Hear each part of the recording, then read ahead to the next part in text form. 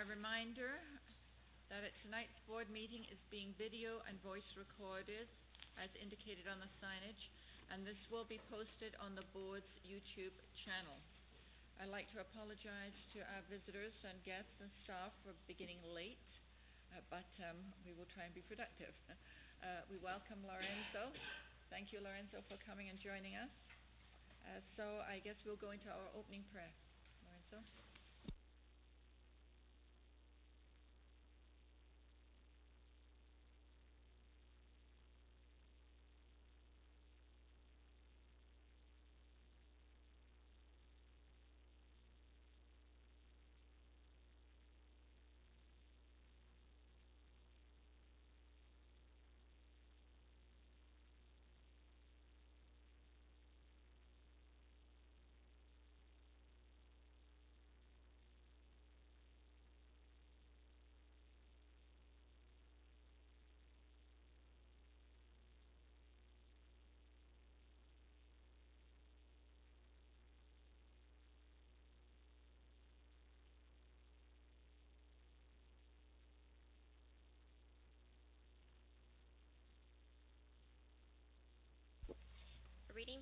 A reading from John's Gospel.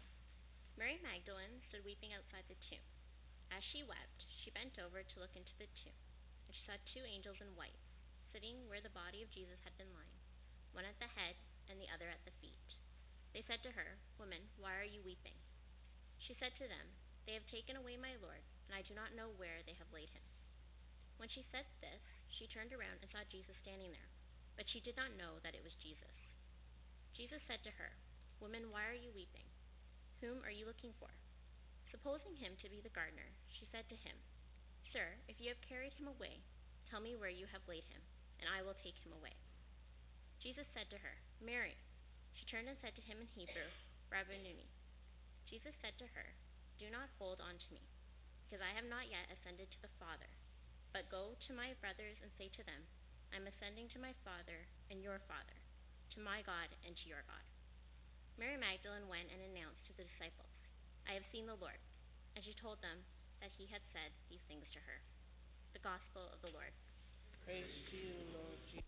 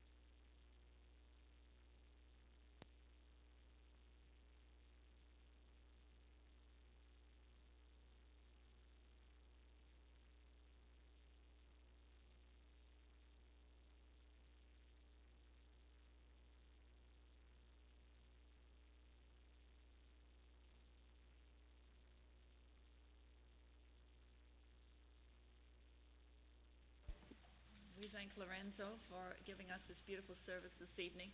And for those of you who are unable to make the Passion Play at Assumption last Thursday, it was just exquisite.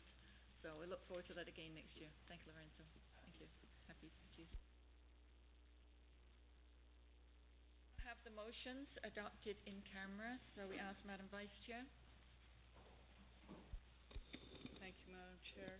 Through you, the Human Resources Report, Principals Transfers effective September 2013, Patrick Main from St. Christopher to Lumen Christi, and Martin Rakowski, currently on leave, to St. Christopher. Vice Principal Transfers effective September 2013, Claire Lanois from Our Lady of Peace to St. Bridget, Brian Mellinson from St. Joseph, Acton, Holy Cross to the new Alton Village. Don't we have a name for that soon? Yes. And Vince Monaco from St. Bridget to St. Anthony. Principals title change, Catherine Boyego and Aaron Sweeney Hurd's title changed from acting principal to principal effective September 1st, 2013. Vice principals appointments, Julie Risberry, Kelly Williams, and Mark Witter appointed as elementary vice principal effective September 1st, 2013. Retirements, Sylvianne Cole, Joanne Ogilvie, and Colin Simpson effective June 30th, 2013. And finally, department head appointments, Suzanne Mansabo, Francesca Yanni, Joanne Lepore, Christopher Chiswick, Lisa Vasili, Barbara O'Connor, John Coulterman, Timothy McCarthy, Sandra Jurinick, Anthony Pink, John Hudson, Michael Jenny, and Andrew Bork appointed to the position of department head effective September 2013 for a period of up to 4 years. Thank you. Thank you, Madam Vice Chair. Can we have approval of the agenda, please? Can I have a mover? Thank you. Trustee Michael, a seconder. Trustee Danko, all in favour? Thank you. Any declarations for a conflict of interest? No? All right.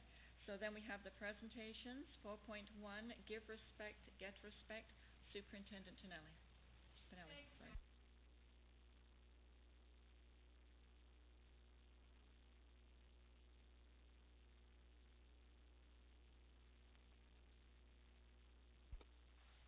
And this evening, as you're well aware, we have on our agenda many of the preventative awareness programs when it comes to safe schools.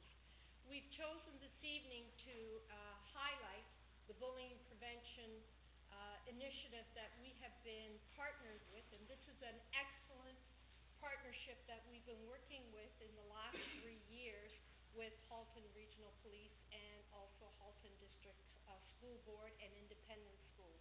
And we're very proud of this initiative, Give Respect, Get Respect campaign. And this video was produced based on last year's results and the involvement of our schools and many of the schools that were actual winners in this campaign. So I'm going to hand it over at this point in time to Rob at this time to tell us more about last year's and this year's program. Good evening, and thank you very much for having me. This program, Give Respect, Get Respect, started in 2010 when the provincial government came out with a crime prevention theme of working with youth today, preventing crime tomorrow. And at that time, the Halton Regional Police decided that we would approach the issue of bullying in order to address antisocial behavior today to prevent crime tomorrow. Statistics showed that young people who were either the victims of bullying or were the perpetrators of bullying have a greater tendency to become involved in criminal behavior as they become young adults and move on to adulthood. And at that time, and as it still is, bullying is a very relevant and hot topic within our community as well as other communities across Canada. So one of the first things we did was to establish a partnership with your board as well as the public board, and we moved forward. The first year we had approximately 60 students in total from the two boards participate in creating bullying prevention and awareness messaging themselves. So basically the concept is students creating messages for other students, and last year we were more than happy to hear that the numbers went up from 60 to almost 2,500 students participated between the two boards. So we're looking at this as a movement, and we just expect to get bigger and bigger. And today was the deadline for this year's submissions from elementary and secondary level from the two boards, as well as we have one independent school, Rotherglen, that joined us this year. And the judging is going to be taking place over the next few weeks with a gala event, I believe it's on April 30th, being held once again at the Silver City, just off Burl Oak, where we put it on like a bit of an Academy Awards type of ceremony for the kids. They come out, they view the submissions. The judging this year, as last, will be done online, and we try to conceal the identity of the schools as much as possible when the judging is occurring, so that it's unbiased. And we try to get as many young people involved in the judging process, so it's not just adults judging those submissions. And one of the other things that's new for this year is we're going to be taking these submissions and not only putting them out in the community as we have in the past, but we're going to be utilizing them as part of our bullying component for our new education program that is going to be launched in September, that we actually start piloting next week. So we're quite excited about how these programs that we're doing are all going to be starting to come together and support one another as we move forward. The video that Superintendent Tony Pinelli asked me to bring for you today was created as a result of this campaign. It's roughly about 20 minutes in length, but it encompasses the whole concept of what we're trying to accomplish in this movement. And so I'd like to play that for you now. And I'll be happy to answer any questions that you may have.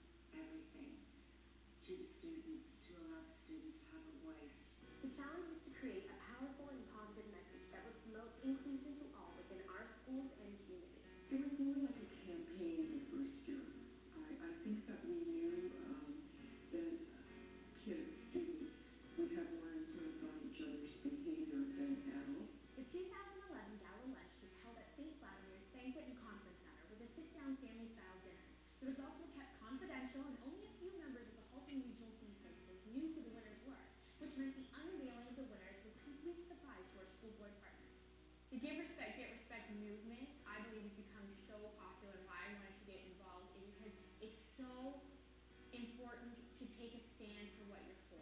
And that's exactly what Give Respect to Get Respect says. They don't say what we're up against. They say, okay, what are we standing for? And what I love is that all different youth get to have a voice, using all different mediums, expressing themselves. You know, what does respect mean to you? I think that's such an important question. We talk about respect a lot, but what does it mean to us individually, and how would we put it into action? And not only how would we put it into action, but how do we put it into art form? How do we express it? And that's exactly what Give Respect, Get Respect allows people to do. Whether they're doing a sculpture, music, poem, it's allowing people to have a voice in an expressive way. And I love that. They far exceeded our expectations, with 11 of 23 high schools rising to the challenge by producing entries such as skits, posters, videos, and a calendar. A total of 60 students were involved in the production. We took your posters, we took your videos, we put them on the big screen, Cineplex, Encore theaters, on the sides of buses, in the schools, you name it.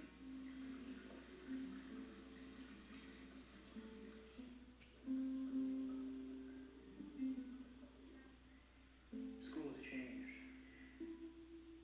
I don't know, it used to be you'd see somebody getting pushed around in the hall or getting slammed into a locker. But you don't see that much anymore. The challenge started in November 2011 to coincide with National Bullying Awareness Week. Phase 2 was promotion. The Halton Police attended principal meetings at both public and Catholic school boards for both elementary and secondary students. They were invited to several elementary schools where they did PowerPoint presentations, giving the students the history of the movement. They were shown the winning entries and brought a full-size king poster of the Words Heart submission. Making my poster come to life. I have a really weird, strange, creative brain. I came up with a bunch of ideas first, but I think the idea actually came to me one night, like just as I was falling asleep. The first thing that came to my mind was the idea of a progression, like a movement from one area of the spectrum to the complete opposite. And I visualized the evolution of man, so that's kind of like what it looks like in my poster. Moving from the sadness and the dark colors to the light and the bright colors, and like the jumping up in the air.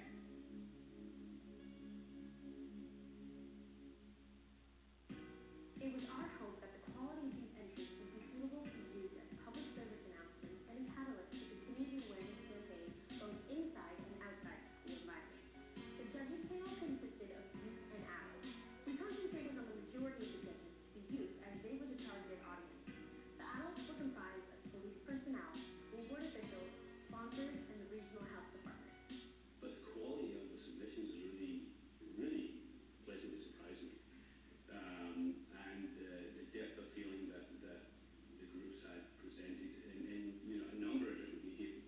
I think one of the key components for us really was the partnership with the region, with the police services, with all the Halton schools working together, and affording students an opportunity, a student voice. This year's involvement was significantly greater than last year.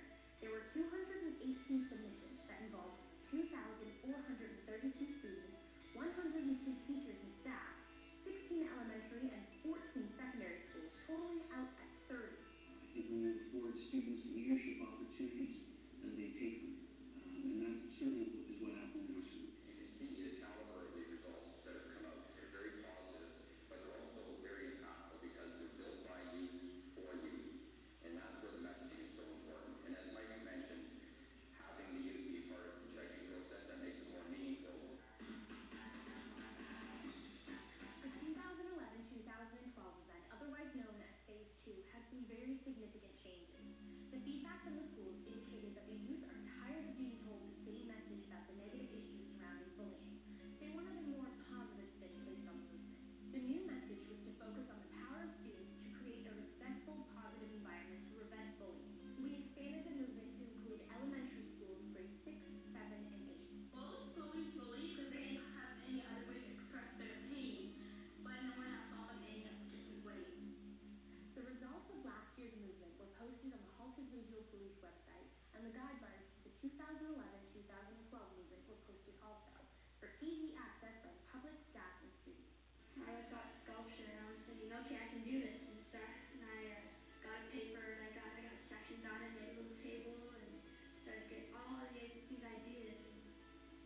choose which idea I really wanted to do. So I chose 3 of my best. The tower, we're all coming together, the wheel where we're all working together, and the tree where it really shows how good working together can be. This movement has definitely changed my friends and family and my look on bullying, and I think we all know now it's a much bigger thing than any of us thought before. So this campaign gets all children involved. So being a social worker and being involved in something more macro is so meaningful because usually we only see the effects of the direct clients, which 1 or 2 people that we work with. So being involved in this campaign has really been amazing for me to see such a huge impact on not just a family, what I'm used to, a family or a child, but a whole culture and a whole school population. Has been pretty amazing, a pretty unique experience for social workers, I think. The message I really think is that we're stronger when we work together. I think the key component of this is the reality that there are issues within our schools and in our society. There's no question about that. But I think we have a responsibility as educators to ensure that every student has a safe, healthy, accepting environment. This year's gala was held at Cineplex Theater in Oakville, who hosted the event. There were 250 guests and 23 schools represented.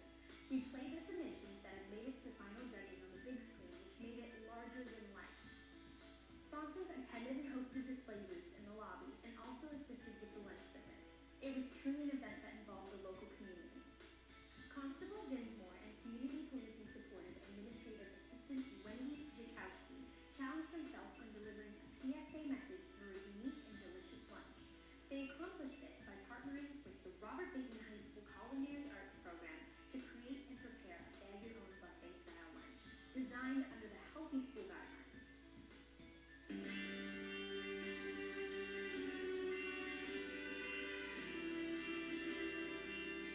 So I was fortunate enough to go to the gala when the winners were announced, and it was such a great feeling because I know the work that has gone into it the past year, not only on the committee team that I'm on, but I've also been able to see the students in the schools working so hard on these campaigns, so hard on the entries, making videos, getting so excited, making posters, to see it come to light.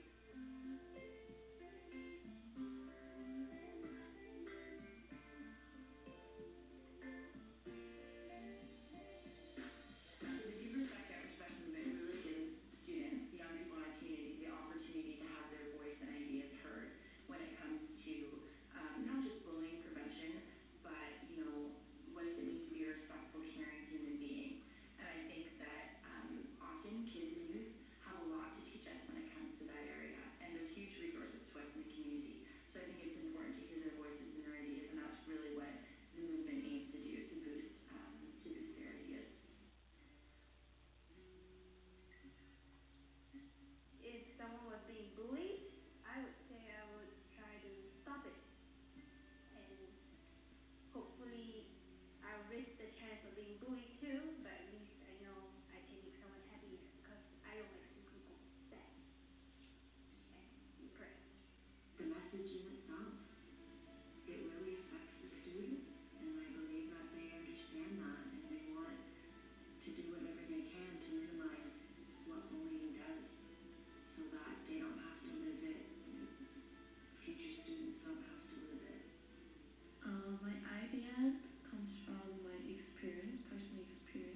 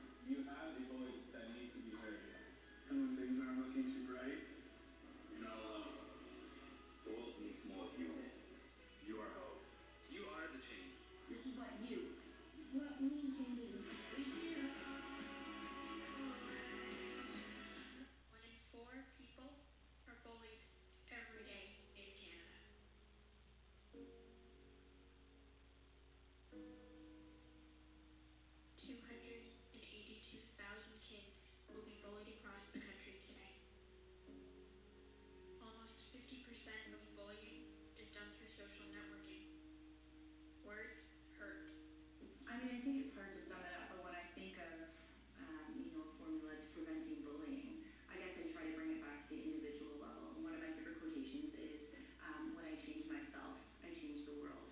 So I think that we all have really great ideas when it comes to, caring about people more and ending bullying. I think it's a matter of putting those ideas into action on an individual level. And when we can cross that gap between, the knowledge we have about bullying and the wisdom and courage it takes to put that into action, that's when real change takes place.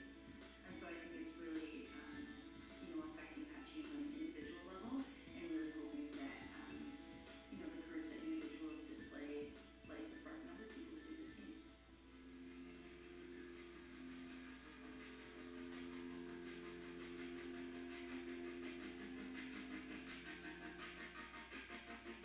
We do have support for all three roles of bullying. So students that are getting bullied, students that are bystanders, and students who demonstrate bullying behavior, because we really want to support all students, not just the students that are getting targeted. So I think it definitely spreads awareness for parents about how serious the problem has become.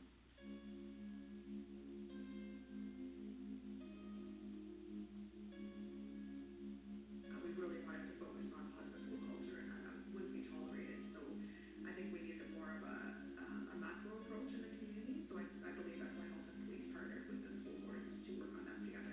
Why is it working so well? Well, it's because of our partnerships. And what is it about the partnerships that make it work? One, we have ongoing and clear commitment. And that commitment is so important in moving together collaboratively. Part of that moving together talks about the clarity of purpose of what we're trying to accomplish. We want to get the awareness and the messaging about anti-bullying out there to remain at the forefront and make a difference to make our schools safe. Plain and simple. Common purpose, clarity of what we're trying to do.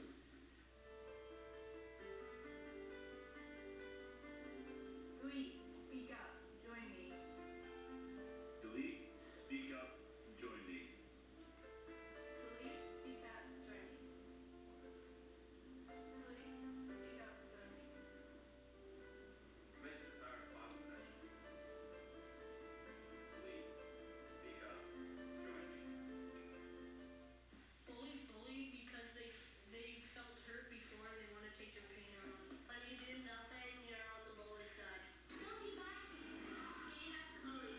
Stop the bullying. Just get out of town. Well, we got involved. Mike Dinsmore from the Halton Regional Police called us with an opportunity to sponsor the Give Respect, Get Respect program for anti-bullying in Halton.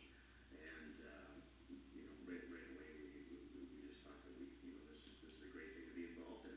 Give someone a smile, a nod, hold a door. You don't know what they've been through, you could have been there before. The next time you're in the hall and you see a kid fall, help them get up, help them stand, help them be tall, because they can't do this on their own. But neither can we. It won't take just one, no, not two, no, not three. We need all your help and us for the plan.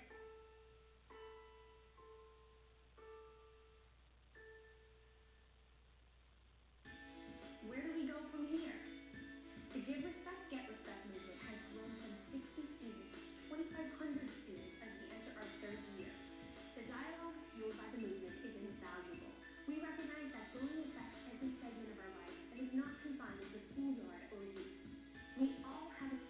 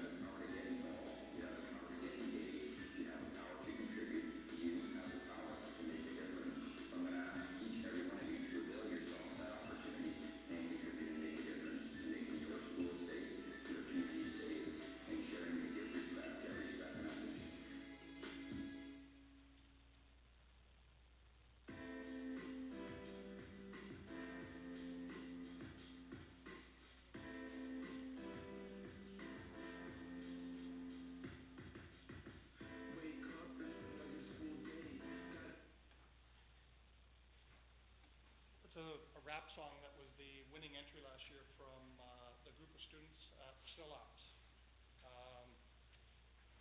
One of the things I should mention is that this is, again, a collaborative program between not only the police service and the school boards, but we had a lot of sponsors from the outside community that wanted to get involved in this.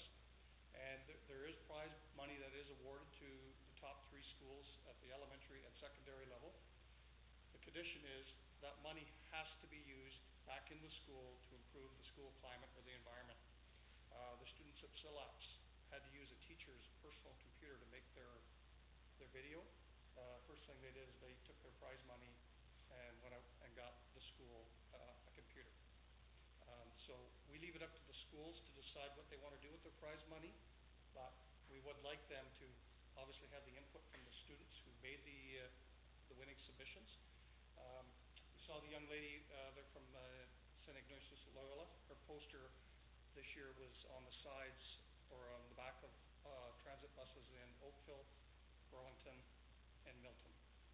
And in the past, we've had some of the videos from the students, as indicated, played at Cineplex and Encore Theaters, at Christmas time, at school break. This program gets launched every year about November during National Bullying Awareness Week. And so the submissions that we've received up until today would have been, students have been working on those from since November, and would have been putting a lot of their different subject and classes and their efforts towards these submissions. And every year they seem to take it to a whole new level. And I'm not surprised at the talent that is out there amongst our students in this community. I guess the biggest advantage to starting this campaign as a police officer is that we are now being copied by 2 other policing jurisdictions. Peel Regional Police came to us last year, and they have formed a partnership with both their public board and their Catholic board, and are doing something very similar, as is Waterloo Regional Police. So proud to say that Halton is leading the way once again, and we could not have done it without the support of the Catholic board and the public board. So I thank you again for your support in this campaign, and I'll be happy to answer any questions anyone may have. Thank you very much for a very interesting presentation and a very exciting video. Questions for Staff Sergeant Lloyd? Trustee Lemay. I don't have a question, but I do have a comment, because I was at the Cineplex last year for this, and I highly recommend it to any of you who have that day free to go and see the videos. That one from SILAPs, I mean, it would just blow you away. And the sculpture that young student did from, I think it was from one of the French schools, the sculpture that was out in the lobby. Yeah, I mean, it's absolutely amazing how the students have latched onto this and really thought about what bullying is and how they can be a voice, that they actually do have a voice. So if any of you have that day off on April the 30th, it is just fabulous. So I do thank you for the presentation. You're more than welcome to join us on that day. Tony will have all the details, so by all means contact Tony and just let us know you're coming, and we'll make sure there's room. Trustee Viana? Thank you, Madam. I'm going to ask you a question. Yes. Would you like to comment beyond this? You've been involved with that case, correct? With this program? Yes. Yes, I've been involved with it since the beginning. Good, thank you. You see, and you probably can tell us openly, you see any differences between the Catholic schools and non-Catholic schools, which more cooperation and... I wouldn't say there's one that is more cooperative over the other. I would say that there's obviously a difference in the size of the 2 boards. There's more schools obviously in the public board than in the Catholic board, so the proportion number of entries we get is relevant to the size of the 2 boards. This has been a lot of work, and people are coming on board. It's gaining momentum. I would say that we're probably going to encounter maybe a shortage of entries maybe on the public board side this year, maybe due to all some of the labor issues, because I'm sure there was probably extracurricular activities that get involved in the development of these submissions. So we're waiting to see what that's going to look like when I walk back into work tomorrow morning and everybody has submitted their things by the deadline. But right from the beginning, in 2010, when I contacted both the public board and the Catholic board about this issue, immediately both boards were immediately on side and have been supporting us through this, no questions asked. It's been a great partnership, and I think this campaign has probably strengthened the relationship that the police have with this board and some of our other initiatives that we have ongoing. Really, I'm not going much of the boards, I want about the kids. About the the students, yes. The kids are the ones, the elementary level, last year was the first year, and the kids are the ones who are driving this, which is the way it should be. We are trying to step back a little bit more each year to allow the kids to run this campaign. We actually have a student going to be the master of ceremonies this year at the gala instead of yours truly having to get up and do it each year. So the food that was prepared last year was done by students. So again, it's all about the students doing things for the students, and we're kind of just pointing them in the right direction. So I think there's definite growth when you look at starting off with at the high school level the first year with only 11 schools and 60 students to jumping up to almost 2,500 students, 218 overall submissions. That's a lot. We don't see all of those. We have the boards, both boards, pick their top ones and put them forward so that it limits the amount of time and energy that goes into judging them, just to streamline the process a little bit. Unfortunately, Peel didn't do that, and they're now forced to judge over 200 submissions. I wish them luck with that. Madam Vice Chair. Thank you, Madam Chair. Sergeant Lloyd, nice to see you again. I've seen you in the past. I have a question, and I don't know if it's just for you or whether it be for Superintendent Pinelli as well, is when these are all completed, are these shown in the schools, like as a group? Like, I don't know how long all the submissions are, but do all the other schools get a chance to get a glimpse, like, of what each school is doing? Because I'm assuming that, when one school is undertaking it, perhaps that school would see what's going on, but do other schools get to share so that there's different messages from different points of view? They have that ability to do that, and we do have all the submissions. And for example, this video here is being provided to the board to post on your site, your internal site, so that your staff, your employees, and everybody can access this information. Again, it allows us to get the word about this campaign out there. We do have all the submissions though, and we can easily put together a compilation of them all and share those. We've had them out in the community. We've had them on, I think they've even been on Cogeco, but definitely in the movie theaters. But I'd like to see the schools create a collage of them all on a DVD for each year and make that readily available. Our challenge is obviously the distribution of it all, and we do get a fair amount of them. Some of them we've had to over the years, and this has been a bit of a learning process too, is regulating language and content a little bit, because the police as well as the school boards, we can't allow our logo to appear on something that individuals are going to find offensive or inappropriate. So we've had our challenges. The very first year the language aspect was a challenge, and so we learned lessons as we're going along, and I'm sure we're going to learn lessons again each and every year. But they are out there and they're readily available for anyone to ask. All they have to do is ask it. We'll be more than happy to provide a copy of the videos and the posters. Trustee Jarrett? Just a question. Is there any prizes for first, second, and third place? Yes, there is. I believe, I may be incorrect. I think it might be 1,500 or 1,000 for first. I think then 750 for second and 500 for third. And again, that money has to go back into the school environment, and that's up to the students and the school administrators to decide what they want to do with that money. Okay. Any other questions? Well, on behalf of the board, I'd like to thank you very much, and also Halton Regional Police Services. We have a wonderful partnership, and we do appreciate everything you do for our school system. So thank you for bringing this to us today. Thank you for having me. Thank you. Thank you.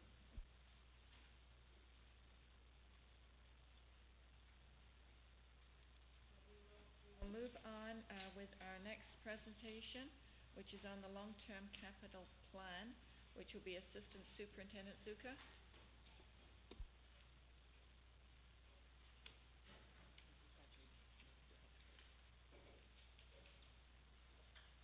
I just wanted to welcome back Cynthia Clark to give our presentation tonight. She's going to be talking about our current capital position and how it's going to help us develop our long-term capital plan going forward. So she'll do this presentation. I guess she can answer questions throughout the presentation, and then right afterwards, there is a staff report that relates to this later on, but Cynthia will be leaving after the presentation, so if you have any questions specifically related to the presentation, please ask them now. Thank you. Welcome, Cynthia. Thank Please you. make yourself comfortable.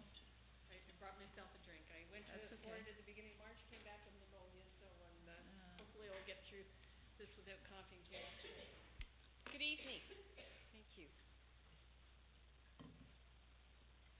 So I was with you several weeks ago, and I think at that time we talked about a schedule. Will be a follow-up presentation on April 16th, and then at the beginning of May, and that will be the final presentations on bringing some recommendations forward to you on the long-term capital plan.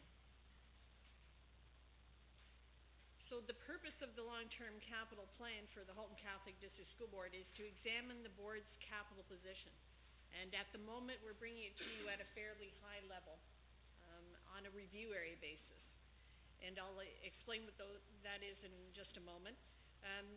The long-term capital plan at this particular juncture involves looking at enrollment and how that enrollment will change over the next 15 years and how it will inform and affect the utilization of schools, the board's ability to continue to renew its facilities and to operate those facilities. The review areas are 19, your jurisdiction has been divided into 19 elementary areas and 5 secondary areas. They are consistent with what is being looked at as a subdivision of the board's jurisdiction for your education development charter study, and I believe you're going to have a presentation on that on April 16th as well, right? Okay. So, for the purposes of looking forward for the next 15 years, one of the things we look at is utilization of facilities, and that is the enrollment in the schools as it compares to the permanent capacity of the schools. So that is the capacity of the bricks and mortar building, not the portables. Portables are not considered in the calculation of utilization, but looking at utilization from the perspective of, is there a need to build additional space because of growth in the board's jurisdiction, or is there need for trustees to consider the disposition of surplus capacity or the consolidation of spaces? Repair needs. Your board staff have done an exemplary job over the years of maintaining your school facilities. They are maintained some of the best in the province. There's no question about that. But there is an engineering science, a building science is called, and it looks forward at what is called facility condition index, and that is, what is it going to cost the board to repair and maintain every school going forward over a period of time? And every building in North America and beyond has a life cycle. You know, your house, if you just built it last year, it might not need significant repairs for the next 10 years. But eventually that roof, the shingles, or 20 years lifespan, they need to be replaced. And the same is true of the school buildings. Some of the major costs are your roofs, windows, and boilers, and looking at upgrades for accessibility and things like that. So repair needs are assessed against the cost to outright rebuild the school.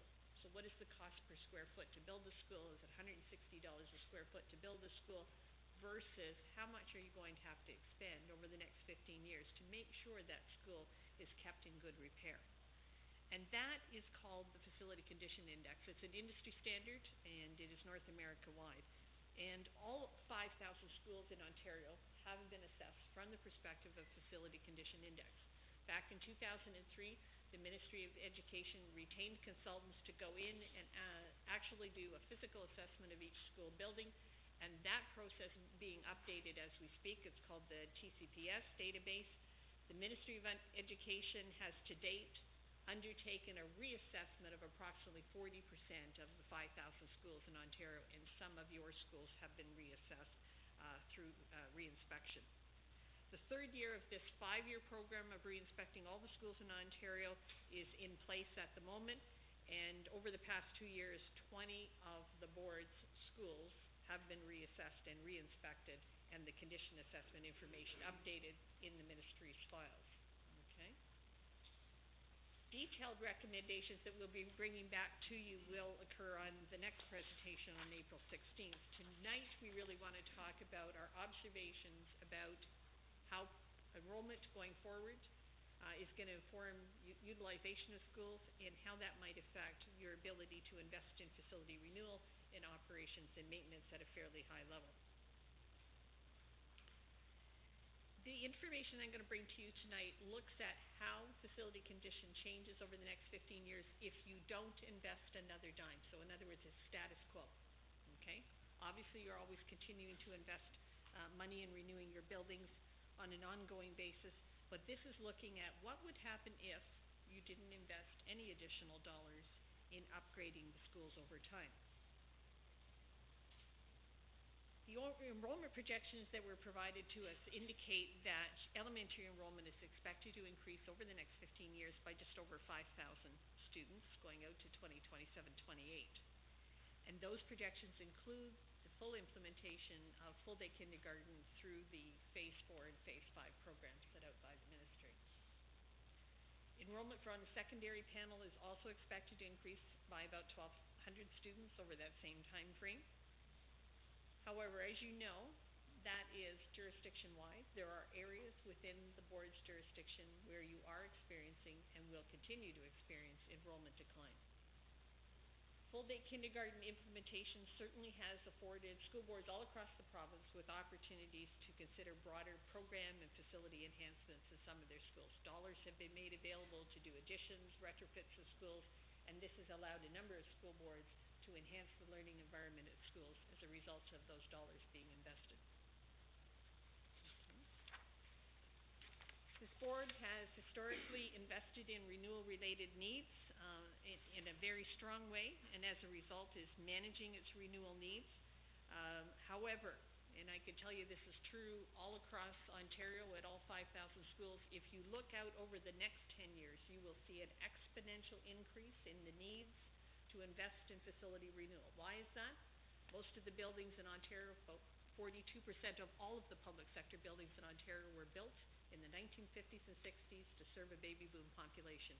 And they have aged since that point in time despite investment in renewal, and we are now coming to the stage where significant dollars are required in order to invest in those buildings. There are some schools projected to experience noticeable enrollment decline while also managing increasing facility renewal needs. So there will be fewer students in them, but they are older buildings, smaller student populations with increasing facility renewal needs for your board going forward.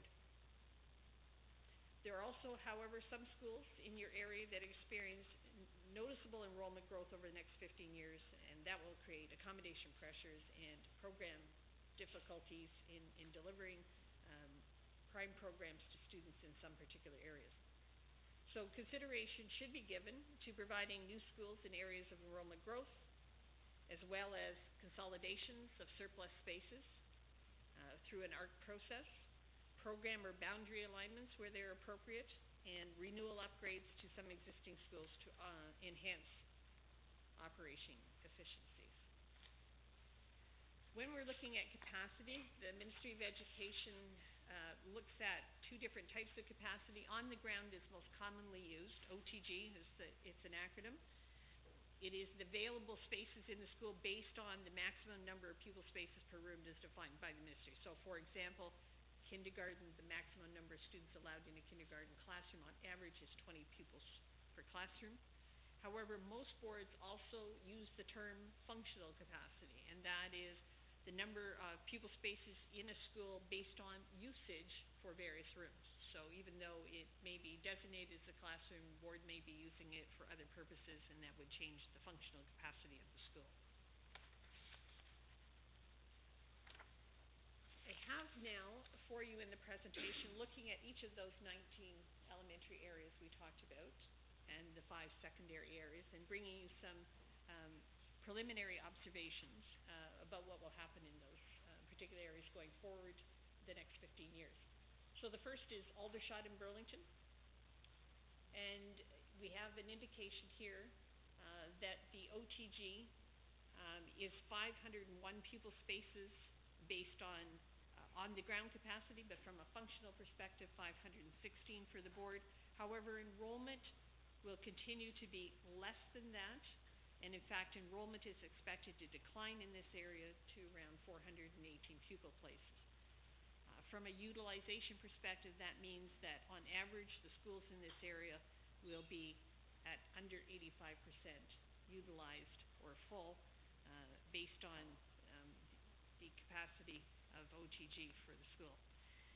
And I also want to point out to you, if you look at the estimated renewal needs, the second row from the bottom, you'll notice the point I made earlier. You'll see that the renewal needs for the school in this particular area, Holy Rosary, are just under $1 million today. So if one had $1 million to invest in that school, you could bring the facility condition index of that school fairly close to zero. But you'll notice that over the next 10 years, the cost to renew that building increases rather exponentially based on the age of the facility. And within 2017, 2018, it goes up to $4.6 million. So in the particular area of Aldershot, the enrollment projections indicate stable enrollment in that area. There is lots of housing development in Aldershot. A fair bit of it is medium and high density units, a lot of live-work units, but it is attracting an older population, and therefore it will be stable enrollment for the board. And the school repair needs for Holy Rosary result in an FCI that is greater than 50% of the cost to outright replace that school based on the province's benchmarks within the next 10 years. Okay. So if we look at all of Burlington south of the QEW, so we're now taking everything from the Skyway Bridge area all the way over to Burloak, south of the QEW in Burlington. We have Ascension, St. John, St. Paul, St. Patrick, and St. Raphael in this particular area. The capacity in that school is around, of all of those schools combined, is around 1,850, but enrollment is expected to decline to under 1,275 pupils within the next 15 years. So you have the equivalent of a little more than one surplus school in this particular area based on a strict mathematical calculation. And therefore, utilization of the schools in this particular area is expected to drop to below 70%. Now, you also realize that the Ministry of Education had decided in the grants for student needs to cut back on top-up grants that you would receive when schools are underutilized for both operations and for facility renewal. So when you start to see utilization numbers that drop as low as that, it affects the board's ability to balance its budgets with respect to operations costs over time. And again, very strong point on the estimated renewal needs. Today, they're estimated to be about $1.2 million based on that condition assessment undertaken by the engineers. You'll see they'll grow to $11 million within 5 years, and then grow to over $17 million within the 15-year time frame. The two schools in this area with very significant increases in facility condition are St. Paul and St. Raphael. Each of those will be in excess of 60% within the next 5 years. So 60% of the cost to outright rebuild those schools will be needed in terms of facility renewal over the next 10 years, actually. Okay. Tyndega, an area that's very familiar to me. Lived there all my life. The board doesn't have any schools in this area. The Archdiocese continues to own a piece of land right on Brant Street, but so far haven't decided to develop. It was originally slated to be a school and a church. But short of the Tyndega Golf Course being converted to something other than a golf course and to be housing development, there isn't an expectation that there is going to be significant enough development to warrant a standalone school in this particular area. And as you know, at the moment, most students cross over Brant Street to the east side and attend St. Mark's. Then we got up into a bit of an older area, Mountainside, Palmer, Hedden, and Brant Hills community, all east of Brant Street in Burlington. And we're looking at capacity in this area that'll be around 2,000 pupil spaces and an expectation that enrollment will drop to 1,405. So again, surplus classroom spaces in excess of 500 to 600 students for this particular area, and utilization of schools dropping down into the 70% on average, depending on which capacity you're looking at. But again, you will see a strong extrapolation of facility renewal needs even within the next 5 years, going from $2.4 million to almost $13 million needed to be spent on Canadian Martyrs, St. Gabriel, St. Mark, and to a far lesser extent, St. Timothy. Canadian Martyrs and St. Mark are the two schools in this area whose facility renewal costs exceed more than 50% of the replacement value within the next 10 to 15 years. Canadian Martyrs in particular, within the next 10 years, almost approaches 60%.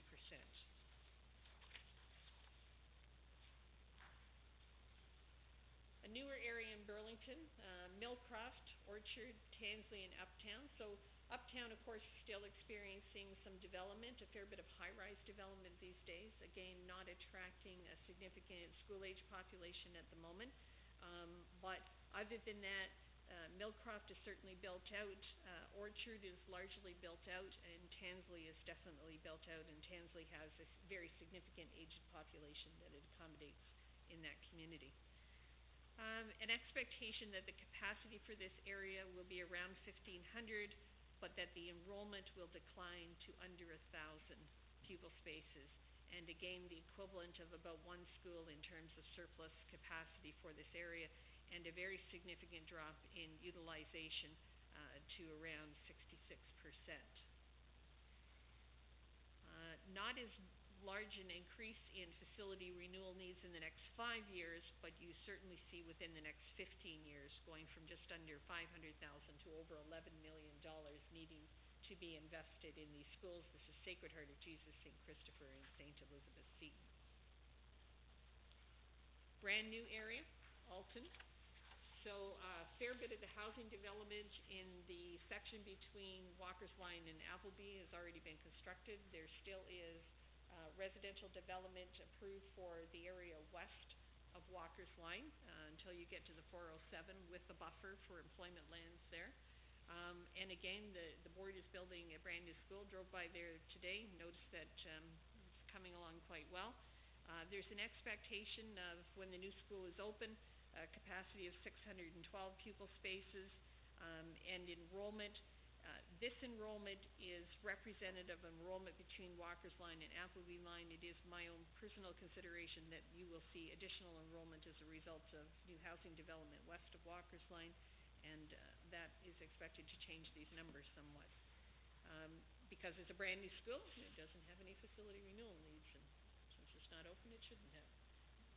Okay, in the rural area, the board doesn't have any schools in there at the moment. Students are being transported to schools in the Mountainside, Palmer, Hedden, Brant Hills area, so there is no data to look at. Before I move on to Oakville, are there any questions on Burlington? Trustee Nunn? Thank you, Madam Chair, through you. Is the estimated renewal needs, is that a running total for like 2027, $19 million? Is that a running total of how much we've invested into those schools up to that date? It's a cumulative amount. If you don't spend anything between now and at that point in time, the engineers are saying, based on the condition of the building and the need to replace windows, roof spoilers, and all of those elements, that's the amount of money that would have to be spent on that particular school. Right. Perfect. Thank you. Thank you. Two quick questions.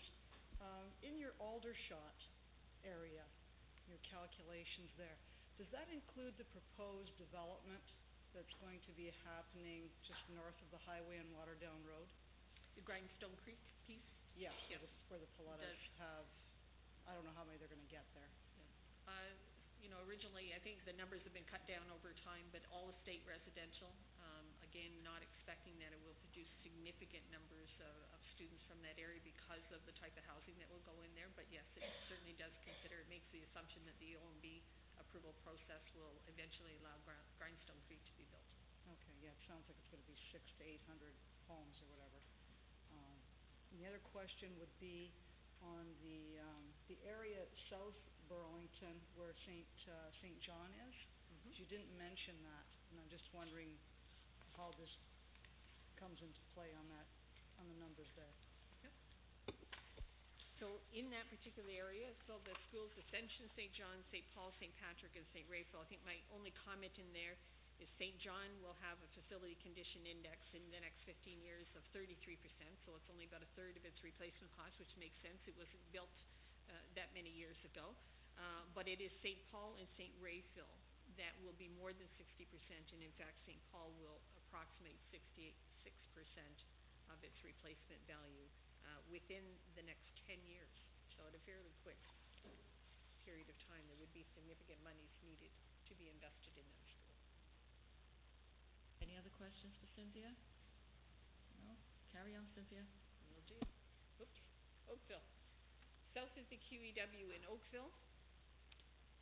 In this particular area, enrollment and capacity aren't too far off one another. There will be some surplus spaces there. Utilization will drop slightly to 92% from the current 96%.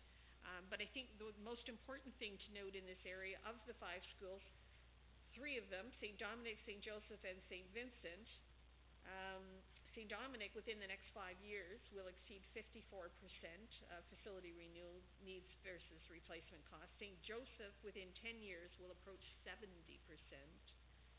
FCI, and St. Vincent 51% within the next 10 years. So there are significant capital investments that need to be made in that particular area. It's an interesting area to keep an eye on. As you know, there's been significant development in the downtown core in along the GO train station area. A lot of it high-rise development, as well as single detached homes, some of the older ones along the waterfront being torn down and 2 in its place. But at this point in time, there isn't an expectation that it will generate significant numbers of school-age children going forward. Then we get to the area of northwest Oakville, north of the QEW, and this is the area north of Upper Middle Road. Mother Teresa, Pope John Paul II, St. Joan of Arc, and St. Mary the New School, which of course has no renewal needs. The expectation here is that enrollment will slightly exceed the capacity in those schools. Whether that will down the road translate into an addition or some change in attendance boundary adjustments, that will be something for your consideration. The renewal needs are fairly light in this area.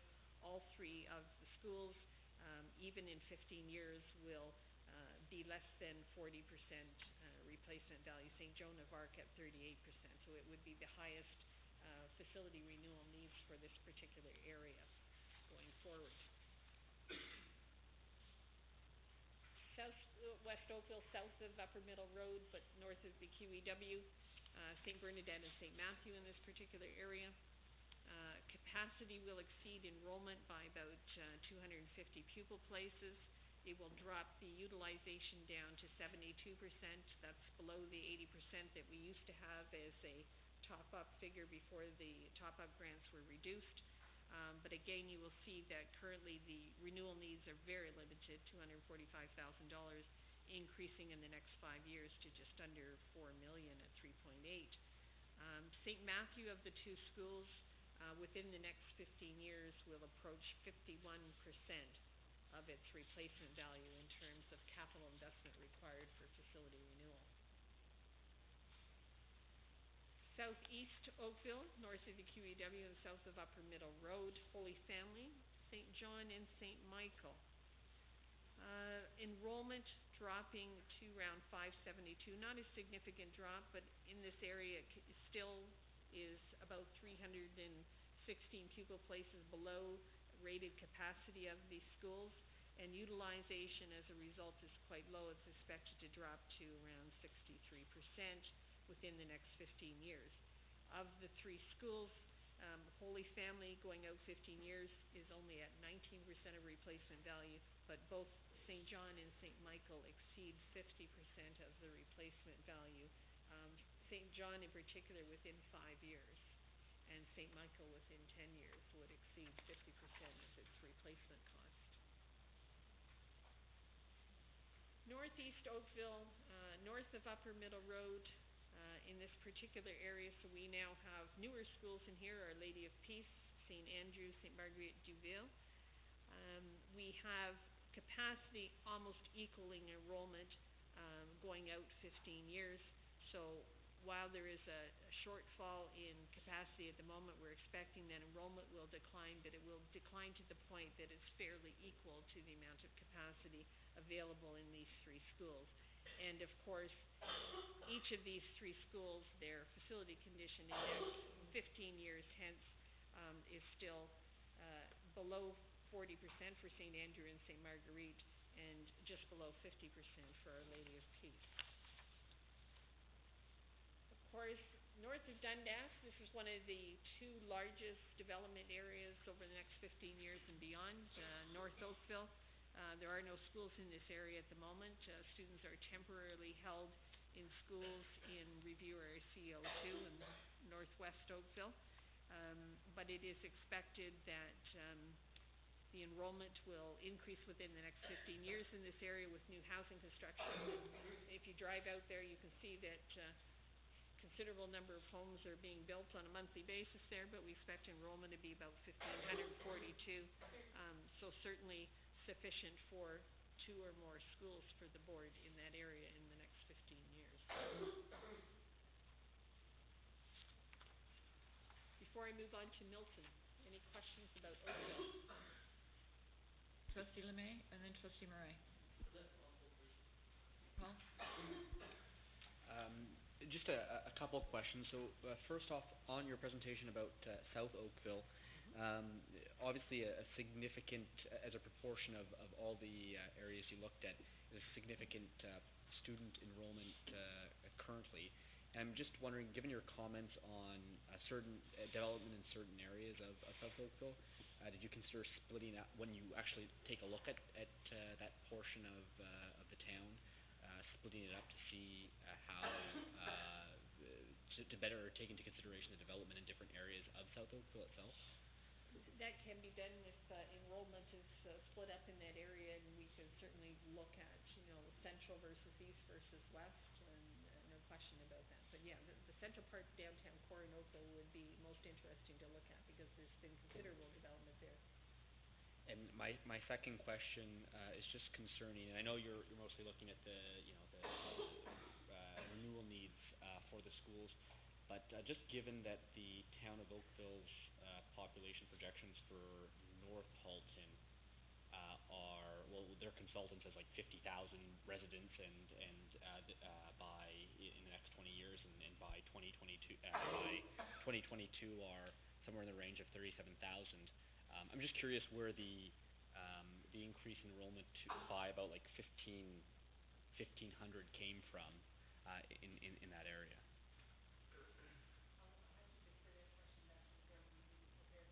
Okay. Mr. McMahon? Mr. Glover?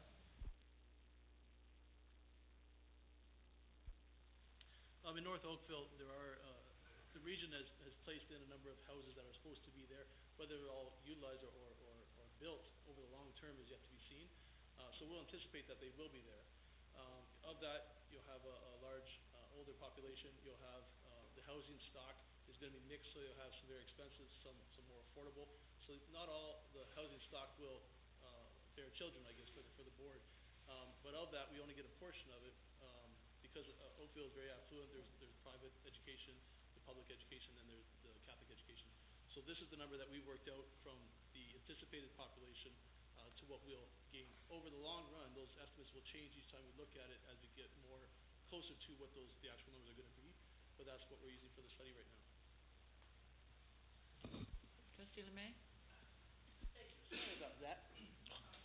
Cold, I see. I have the same problem, so I certainly can understand. Just one question. When you were talking about the school south of the Queenie and the future repairs, I'm not sure if I heard you right. On St. Vincent's, Mhm. the capital cost repair for down the road, what was it, 50%, 60%? Hold on a second here. Yeah, just within 10 years, 51%.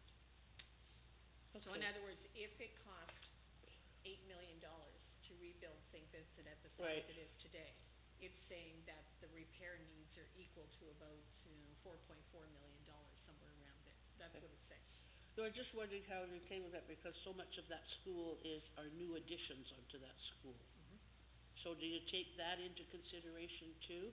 The building engineers, Stantec, that have been hired by the Ministry of Education to go into each and every school, I'd take all sections of the school, whether it be the original 1963 part or the new 2008 edition.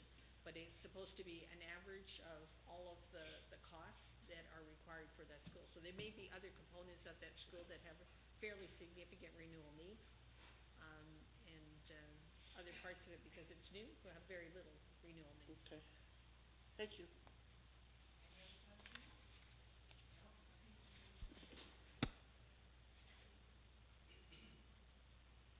Fastest growing area, second fastest growing area in Canada, fastest growing area in Halton region, Milton. This part, though, is the older core. It is the existing urban center. It's what we've known to be downtown Milton for the last 40, 50 years. In this particular area, we expect that the enrollment will still increase. There's a fair bit of housing development, fairly affordable housing being built, in particular around the GO station. We expect for this board that it will increase enrollment by about 200 students, and capacity at 1,374. So again, that may warrant discussion of perhaps an addition or attendance boundary adjustment down the road to take into account the need for space. Yep, Holy Rosary, Our Lady of Victory, and St. Peter.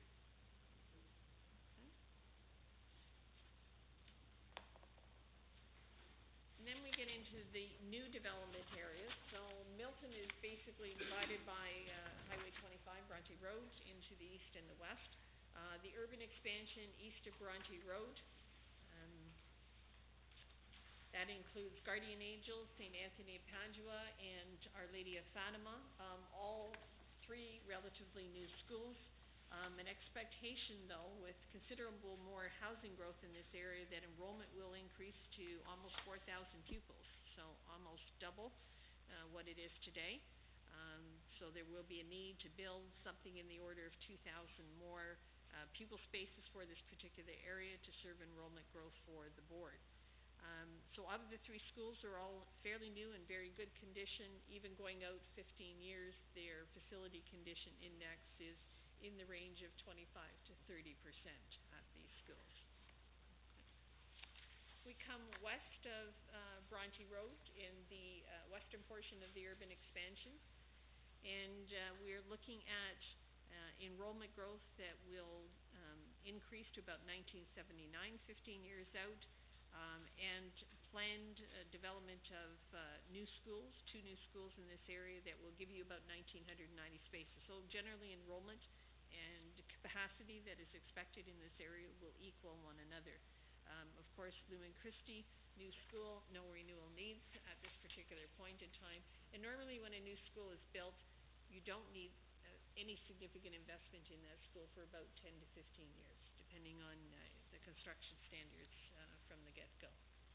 The rural area of Milton East, enrollment in this area, and this is the area that's now starting to go in towards 10th line and 9th line in Mississauga. The city of Mississauga actually has extra servicing capacity in that area. There are ongoing discussions between the city of Mississauga and the town of Milton about how development should take place, who's going to service it, and how that's going to happen. But there is an expectation in this particular area that there will be significant housing development over the next 15 years, although it won't start for at least 10 years. But an expectation expectation of another 1,390 or 1,400 students for the board in this particular area. So certainly if that comes to fruition, there would be a need to construct 2 or 3 additional schools for that particular area. And the rural west, there are no schools here at the moment. Students that reside in this area, and it's largely farming community, are being transported and accommodated within the existing urban center for this area. Anything on Milton before I move to Halton Hills? Everybody's catching on to this. Here we go. Okay, Halton Hills, all as one unit. So Holy Cross, St. Bridget, St. Catherine of Alexandria, St. Francis of Assisi, and St. Joseph.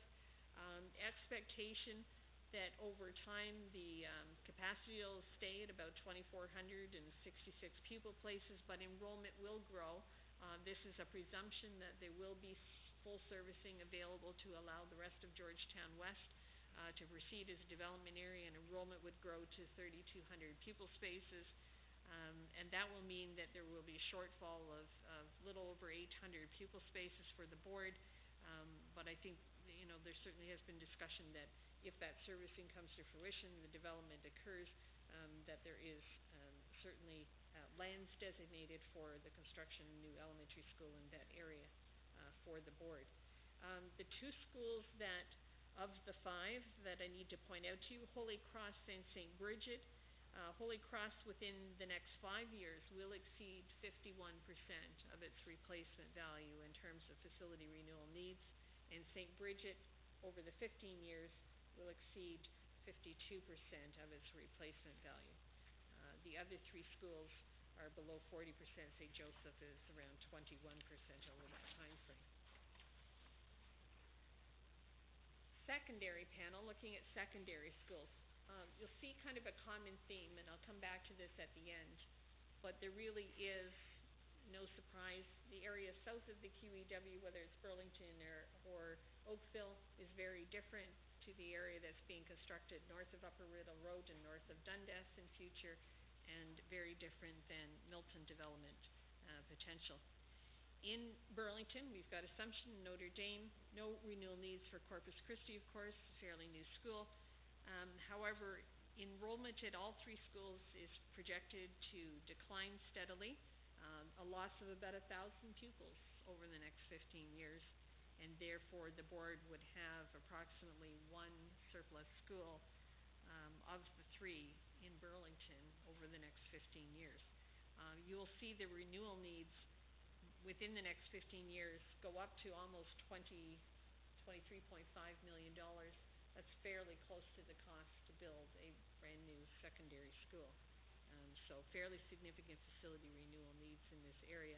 And it is both Assumption and Notre Dame within the next 15 years will grow to an FCI of around 35% in that time frame.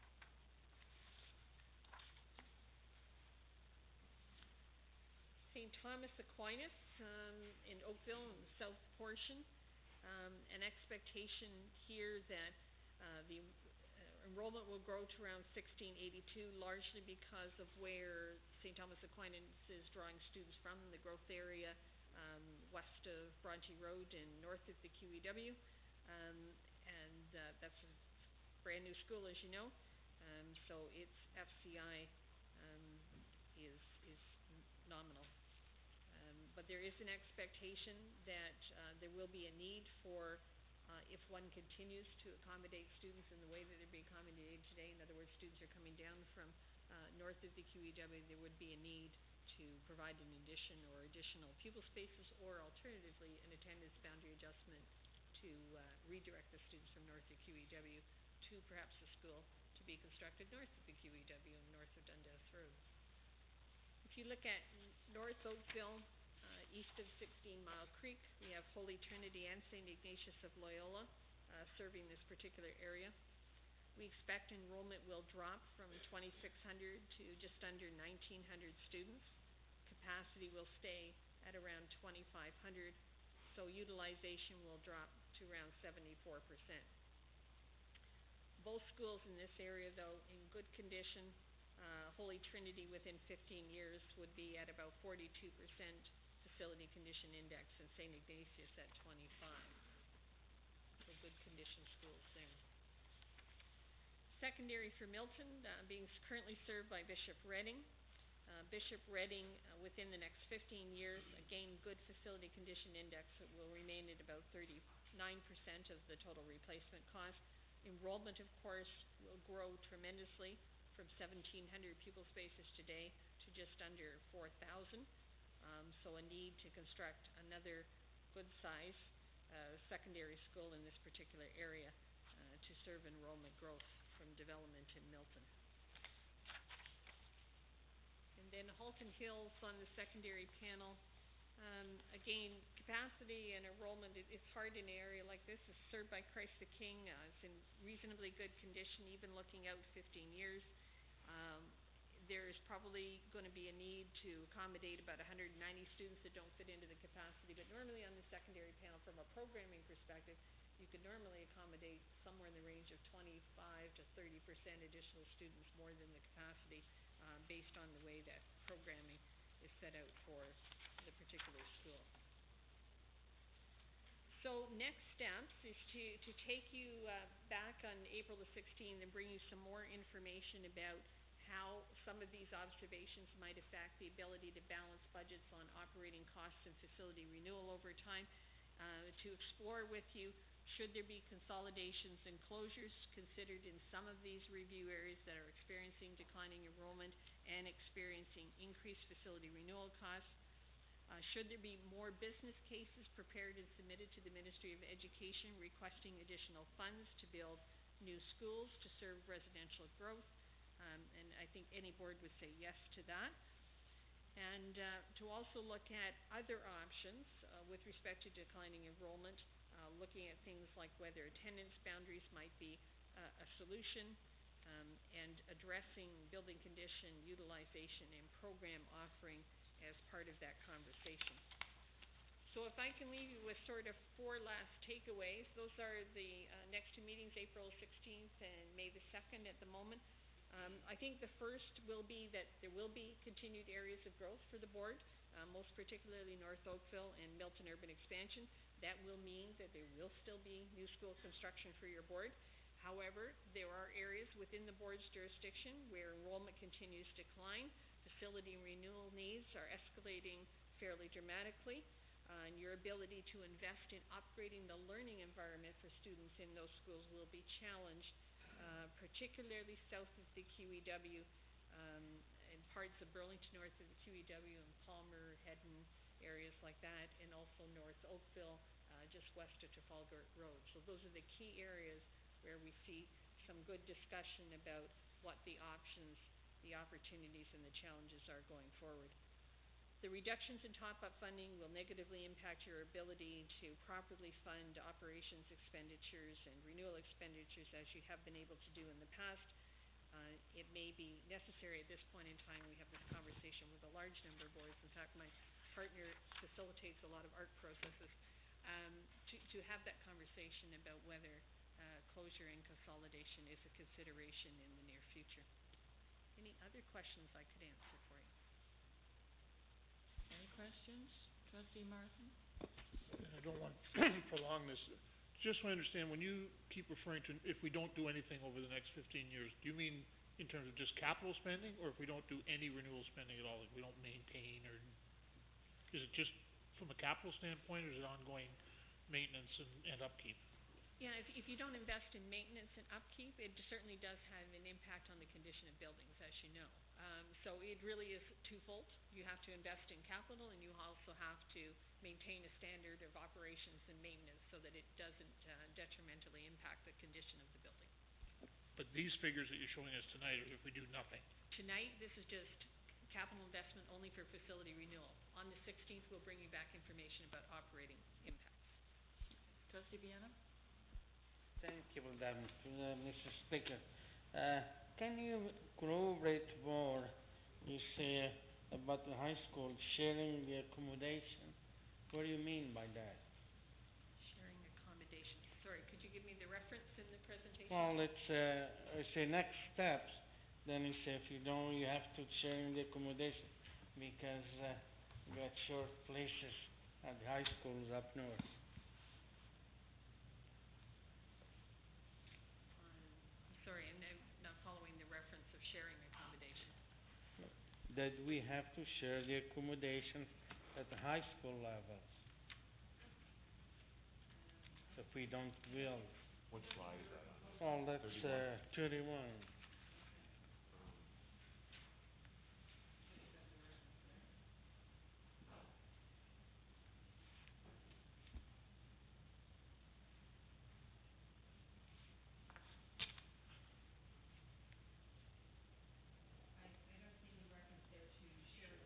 You did that reference. I even take note right away. So what we're talking about on slide 31 is that the question of whether consolidations and closures should be considered in areas of enrollment decline, and whether there should be business cases submitted to the Ministry of Education to ask for funds for new schools in areas of enrollment growth. And I think, yep, thanks.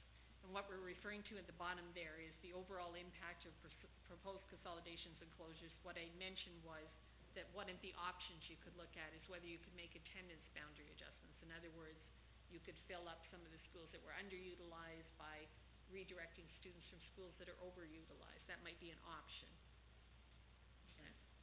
Okay. Any other questions, Cynthia? Very quickly through you, Madam Chair.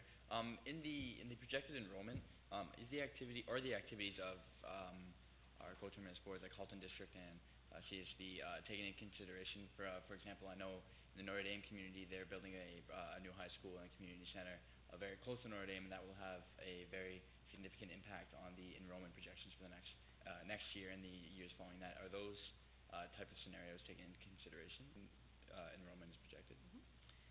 As I said, we didn't undertake the enrollment projections, but normally in a projection process, you look at what they call apportionment. So in other words, normally you look at the total number of students that would be generated from new housing development, and then there are 5 service providers, as you know, 2 French boards, 2 English language boards, the private schools, and other.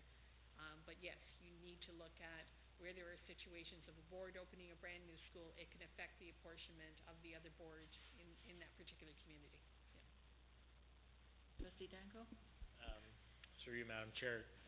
Cynthia, can you tell us where all of the source data for these projections and enrollments came from? I don't know if you mentioned it, Trustee Marai alluded to some of it, but how did you, on slide 4, I guess it says, overall enrollment projections developed by the Halton Catholic District Board provided to the consultants indicate blah, blah, blah. So where did the enrollment numbers and stats come from? Sure. The board is undertaking a concurrent process to look at renewal of your education development charges bylaw. The consultants working on that have prepared the enrollment projections and forwarded to the board, and that's what's in the presentation. So it's mainly new housing construction data, is that? Yes, yes. My understanding is new housing data consistent with the update to the Region of Halton's best planning estimates that were undertaken last spring. Any other questions for Cynthia? No? Mr. McMahon, Mr. Glover, you have anything else? Just one comment I was going to make on Milton Secondary, Cynthia, that the numbers in 17-18 include the new Jean Vanier school that we're building right now in terms of capacity. It's going to happen in 13-14, but in the chart. It's been built into the capacity. Okay. Yep.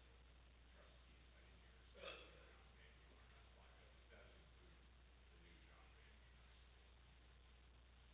So if you extrapolate that out the full 15 years, what Cynthia's saying is there's going to be a need for another third high school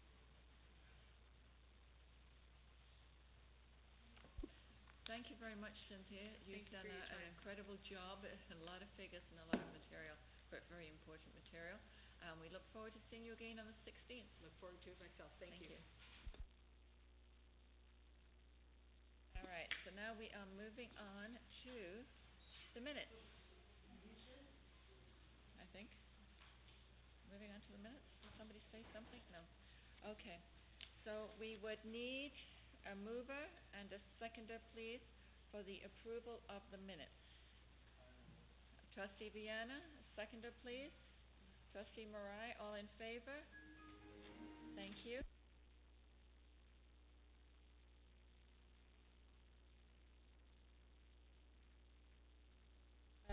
Summary of outstanding items from the previous minutes. Who would like to speak to that? Page 41, is there anything on there? It's simply there for information. There for information, oh yes, it was the copyright. Any comments, questions on the copyright material? Nope, good.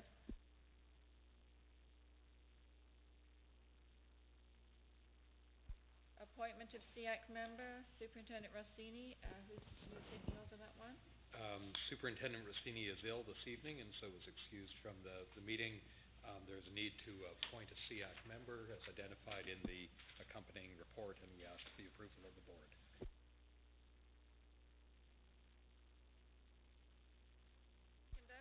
Trustee Marai, any questions?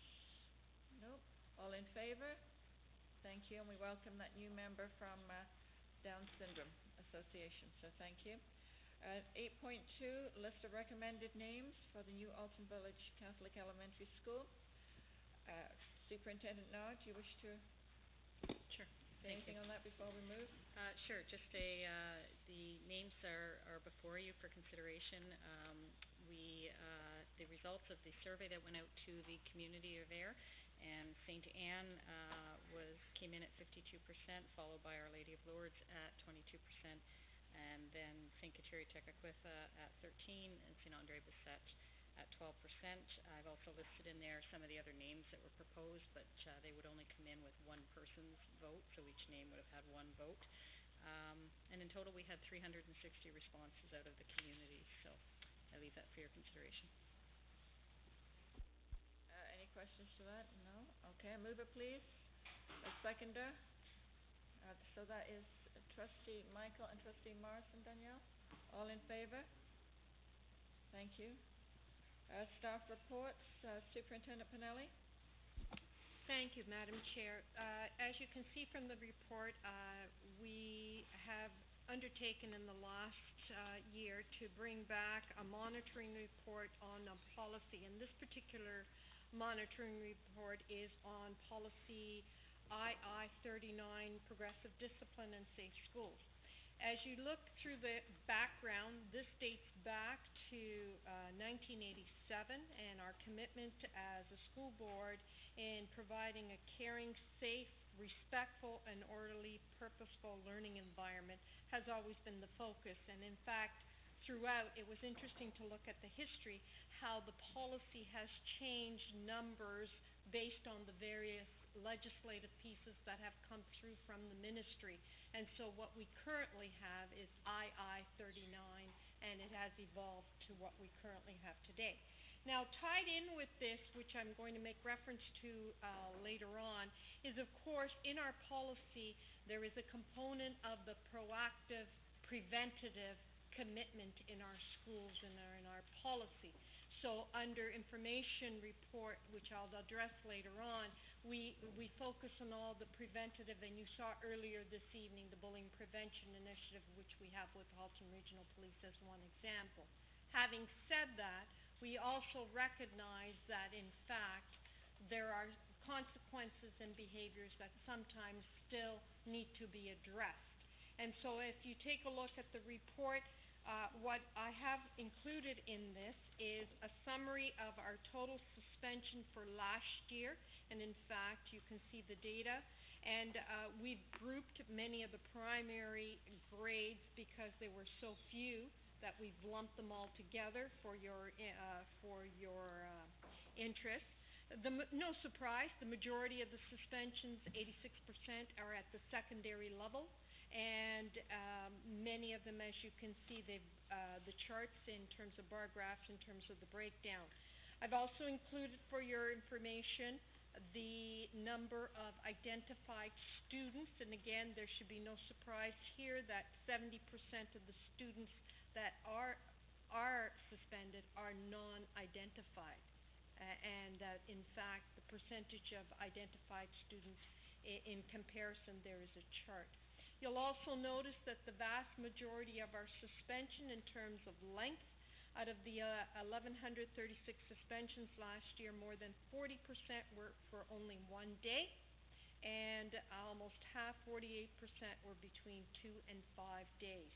And that only less than 10% of the suspensions were over the 5-day mark.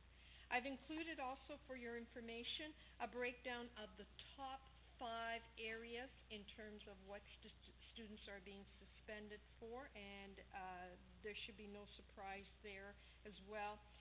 The vast majority are being lumped under conduct injurious to the moral tone, to the school, defiance, conduct injurious to the physical and mental well-being of others, truancy, and possessing of alcohol and drugs. And then I've included all the other suspendable offenses, but I didn't include data because they're very, very minor in numbers and in terms of including them for confidentiality. I thought you might be interested in the bullying in terms of numbers that were suspended last year, and you'll note that we, in the year 2011, 2012, 33 documented incidences of suspensions were for bullying, and they included a wide range of interventions as well. I've also included, because this is also part of our policy, it's the preventative, proactive, but also it's not just about suspensions, expulsions. We have a whole range of other disciplinary measures long before suspensions and expulsions. And I've included for your information again the top 5, so classroom withdrawal as being one of the highest, and you'll know parental involvement constantly, detentions, other consequences which ranged a whole variety of different other consequences, removal from recess, all kinds of other things there, and a review, just a simple review of the code of conduct with the student and reminding the student that, you know, they should be behaving.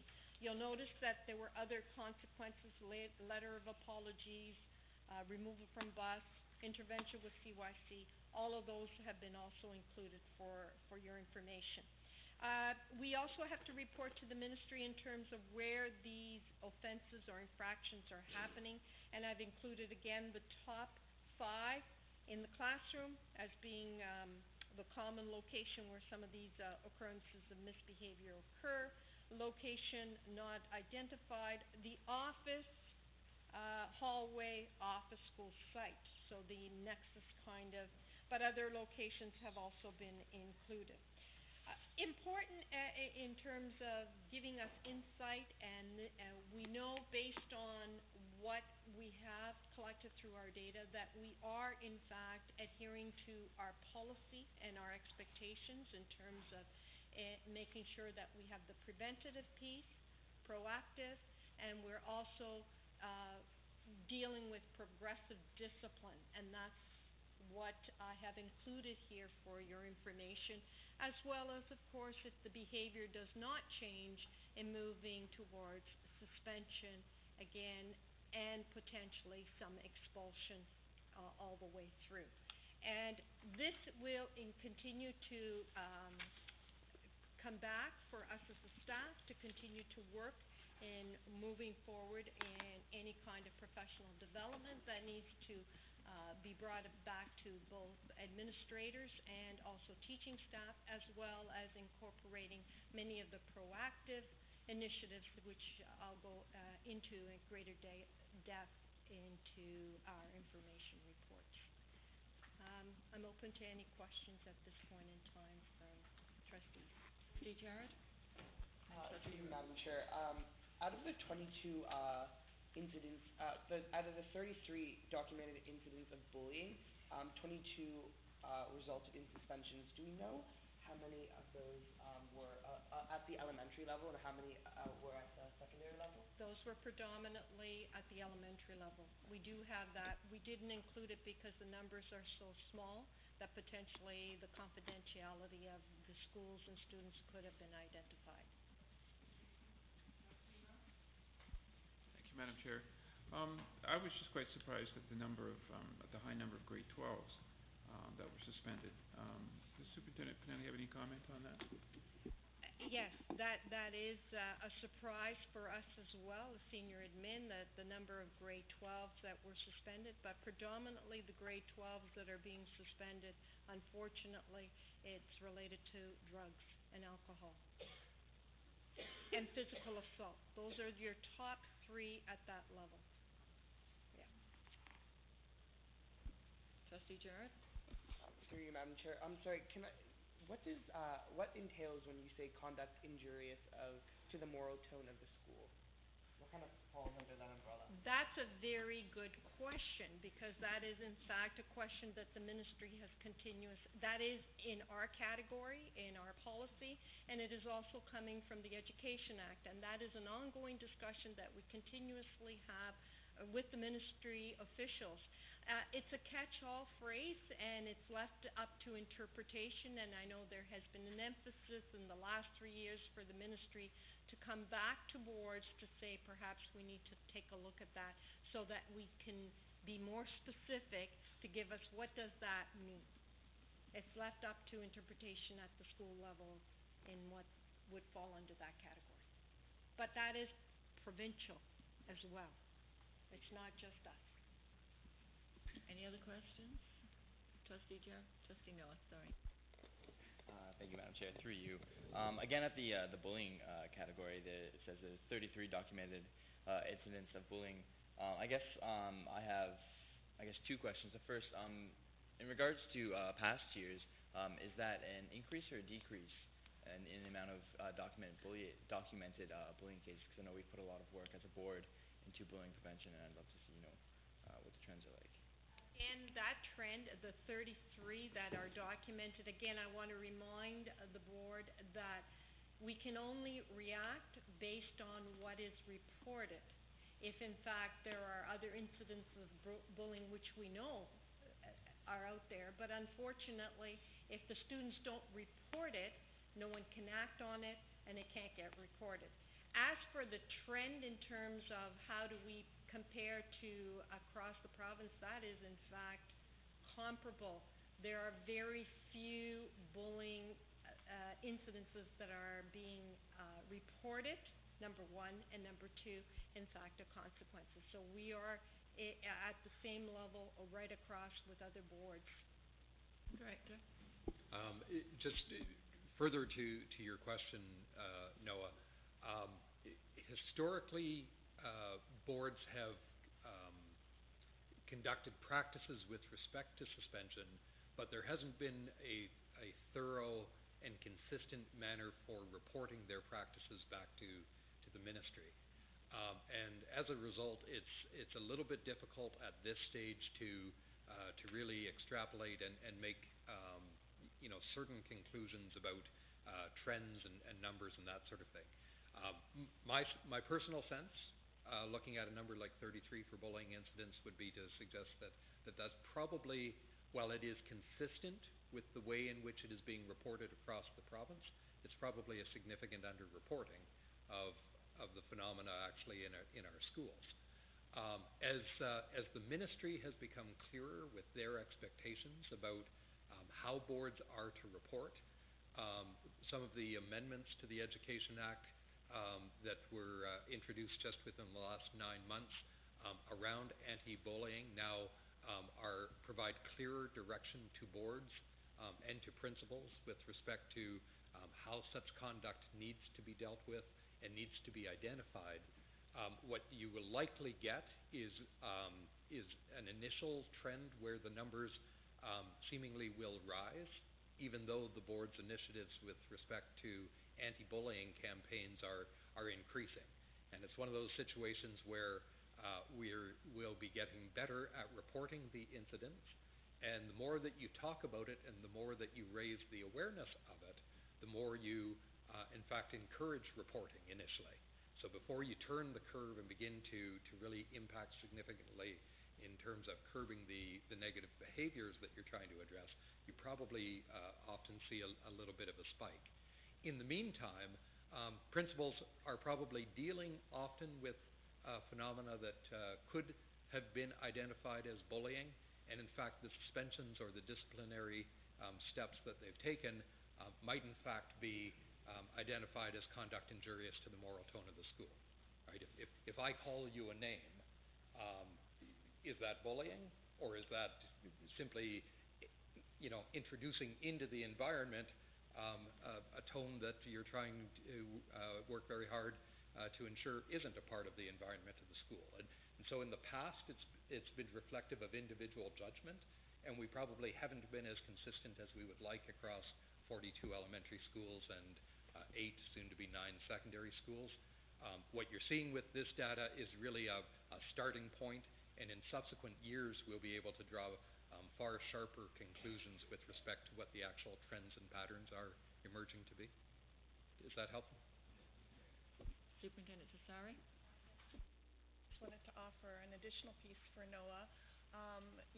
Actually, under the Accepting Schools legislation, there is further data that we'll be able to draw upon in order to measure our effectiveness with the strategies around bullying prevention, and that is the surveying that school boards are required to do around accepting school strategies, especially around bullying prevention strategies. So the suspension data is one piece of data that assists us, but the surveying will also assist us as we move forward to measure our effectiveness with our strategies.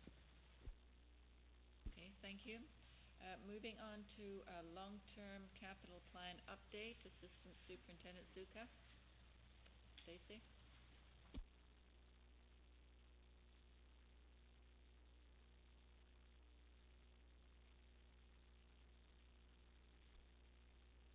Hi. As trustees know, we are required to submit a long-term capital plan to the ministry every 5 years. We're doing this a year early for a number of reasons, being economic changes in economic and development and population expectations, as well as it coincides with our EDC bylaw development.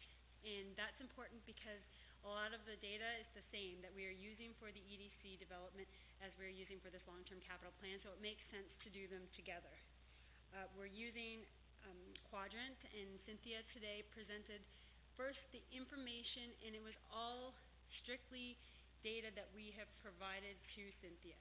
So all that you saw today was how it is right now and how it's expected to be based on the data that we have today. The EDC consultant provided us with the information to do the enrollment projections, and we used the ministry's website and the ministry consultant in order to provide the Facility Condition Improvement Index. So we did provide the information to Cynthia to use, but it is based on third-party information that we are receiving to make those projections. The data that Cynthia presented today will be used by her and her team to come up with recommendations for our short and long-term planning needs. And the recommendations will be based on, as she talked about today, our projected enrollment compared to capacity. So how many students do we have compared to how much room do we have for those students? It's going to be based on our projected renewal needs. So again, that Facilities Condition Improvement Index that she was talking about, how many of our schools are greater than 50%, and that seems to be the magic number is 50% when we start looking at how much money we should be really putting in, because when do you stop putting money into something versus when do you stop and then start building something new. And it also will be based on our ability to offer programs to our students. So again, she's going to take that information, which again was just all data, and make those recommendations. What she will do is present those recommendations at the board meeting, the next board meeting in April, and we will have a chance then to comment and to take into consideration those suggestions. And the culmination will be a plan that comes forward in June that we will be asking you to approve in principle.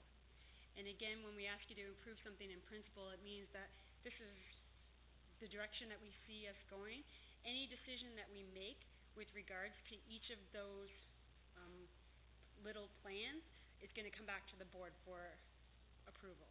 So if we approve a plan that says we need to build these 10 schools and we need to consolidate these 2 schools, when we come time to make that decision, it will be something that comes to the board. So when you approve it in principle, you're approving the guideline, you're not approving a timeline or this is exactly what we're going to do. So I just wanted to make that clear. It will help us to determine when we need to make those suggestions or those decisions. We will then be able to decide based on the projections and the enrollments that are coming in when we need to build a new school in Milton. And that will help us determine the timing of when we ask the ministry for the funding. So there is a timeline that has to be in place that this long-term capital plan will help us produce. It will also help us look at when we should be considering the ARC process to look at potential closures and consolidations. So does anybody have any questions about either what we saw today or where we're going to be going in the future? And sorry, the second page just shows a list of the presentations that you'll see. So again, at the next board meeting, Cynthia will be back to talk about her recommendations. And then in the May 7th board meeting, we'll have the financial impact and recommendations. And then for the June 18th, for the last board meeting, we will be asking you to approve it in principle. Trustee Danko? Trustee Marai? Madam Chair, how much is it costing us to produce this report? I would have to refer that to someone else. Stacy or Karen? Okay. It's about $58,000. It was something that we went out for RFP for, and Quadrant was the successful candidate. Through you, Madam Chair, just to add that both processes,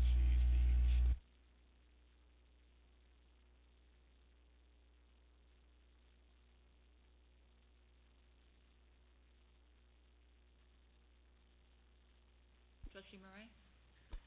I guess through you, Madam Chair, I think I'm just curious if we could get some more information on exactly where, like I know you just explained that we're getting like enrollment information from a variety of places. I wonder if you could maybe elaborate or send trustees more information on that, just because I think that obviously different governmental organizations are a part of that process, and just looking at some of the areas and some of the enrollment numbers, you're looking at over a long period of time, there could be significant distributions and ranges to them, which I think it would be good if trustees could have a little bit more information just to understand where those numbers are coming from. Thank you. The initial, I guess, enrollment projections come mostly from the EDC development, which is using the region's best planning estimates. The region's best planning estimates tend to be very optimistic, right? They foresee a lot of growth, which sometimes doesn't materialize. So we have also taken into account what parents in his planning department have seen as more realistic growth in certain areas to help us so that we're not overestimating our growth. In the same way, we also look at other data sources. And Terrence, do you want to?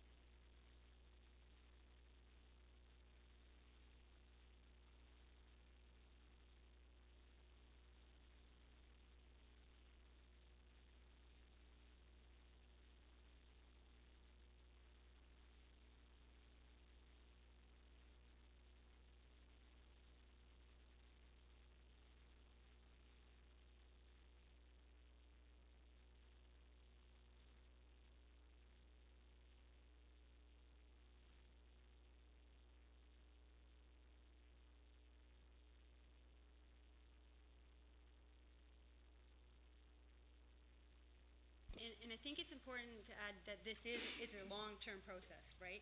So we are again approving it in principle based on our best estimates today.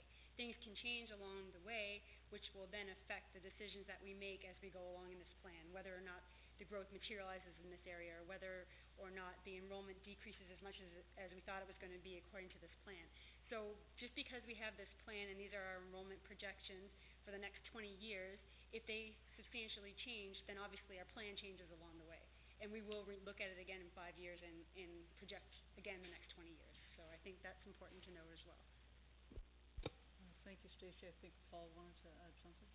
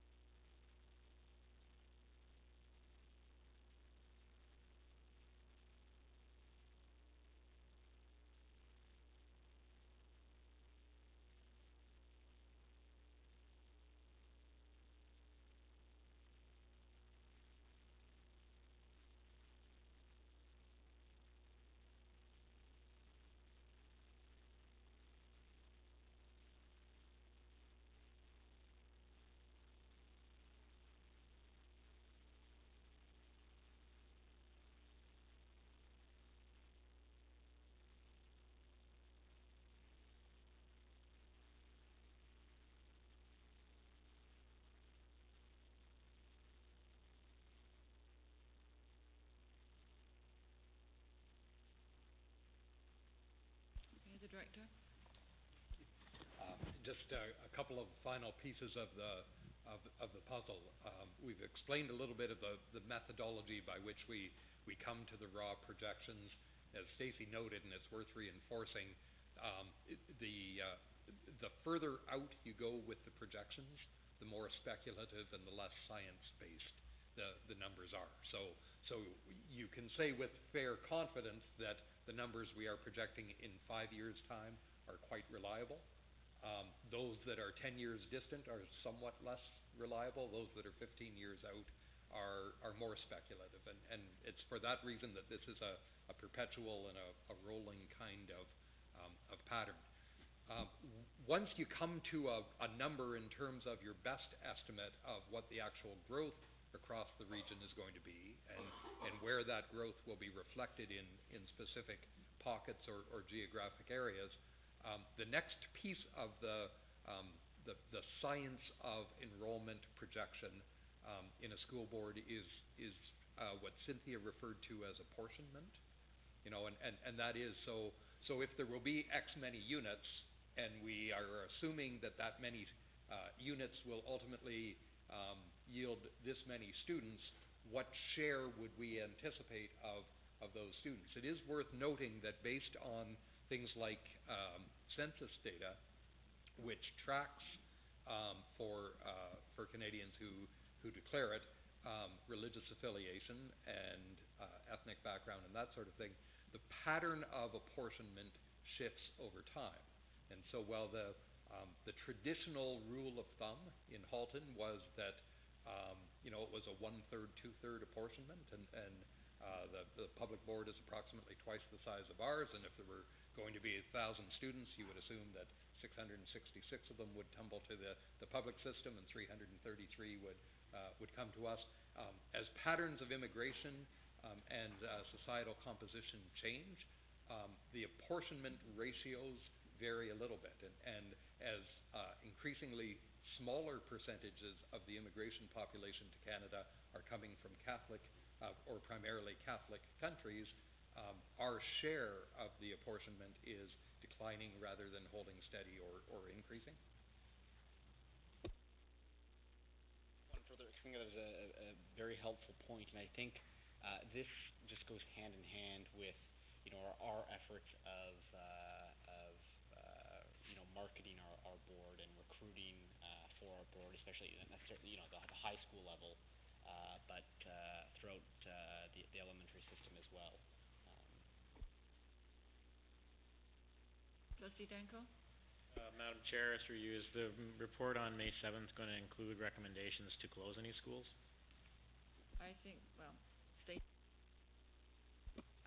I don't know yet what Cynthia will be bringing forward on May 7th. The likelihood is that there will be recommendations around likely action steps at a fairly high level. So you are unlikely to read a recommendation that says you should probably close this school in 2016, right? What you may read would be a very clear conclusion that says by 2017 in this area you have 4 schools, you only need 3 schools. 2 of them are in rough shape, and to afford to fix them, the board would be challenged to fix all 4 of them, but would be better positioned if you were trying to maintain or upgrade 3 of those facilities. The conclusion is fairly clear, but this is simply the broad framework that allows us to do the planning going forward, and that's where ultimately individual processes need to be and decisions need to be made by Board of Trustees. So at any point in the future, if there is to be an ARC process, an area review or accommodation review committee process, that is a recommendation which is made to the board by the director, but the process is only triggered by an action decision on the part of trustees.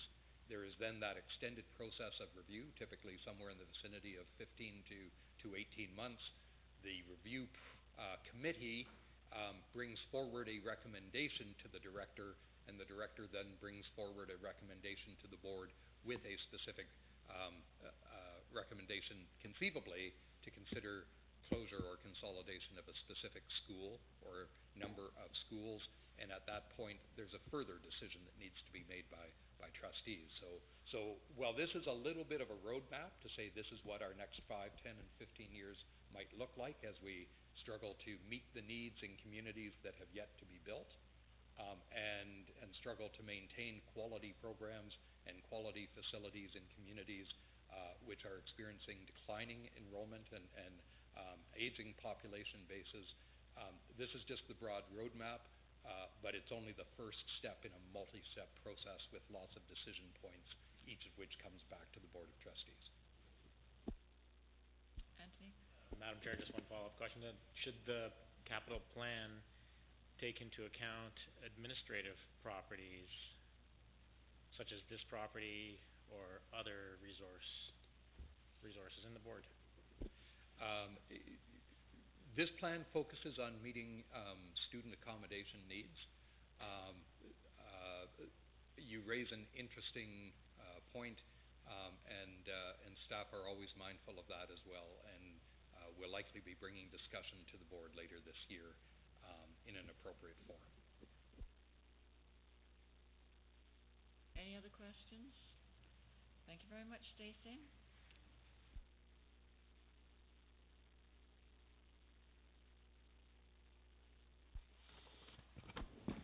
Thank you. So next week, Emily, Noah, and I will be journeying off to Ottawa for the Ontario Catholic Student Leadership Conference.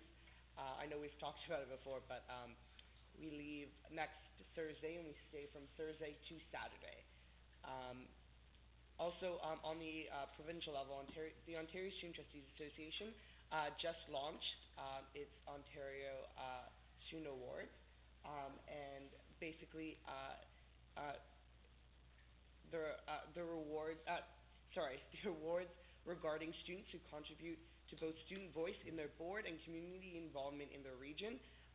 If you want to know more information about the awards, you can look them up on studentvoiceawards.osc-aco.org. We encourage students to spread the word on how hardworking they are, and how they are rewarded accordingly. Also, we just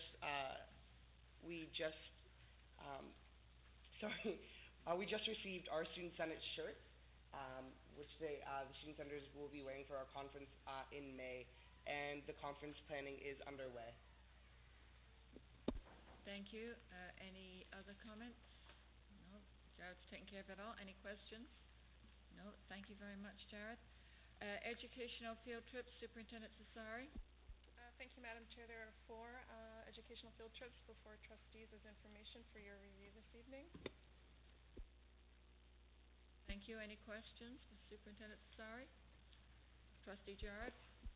Through you, Madam Chair, what class is St. Thomas Aquinas? What class is what class is those 9 students in that are going with Notre Dame, or if it's a group? I wouldn't be...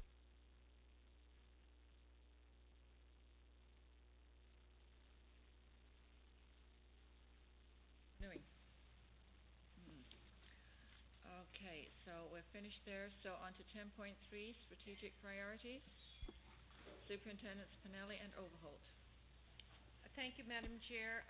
Again, I bring back to the board our focus on a strategic priority for 2012-13, belonging for under Safe Schools and Bullying Prevention and Intervention Strategies. A great deal of this has already been addressed not only this evening with our Safe Schools policy, but also even last week in some of our strategies, such as developmental assets. I do want to highlight a couple of things that are very positive.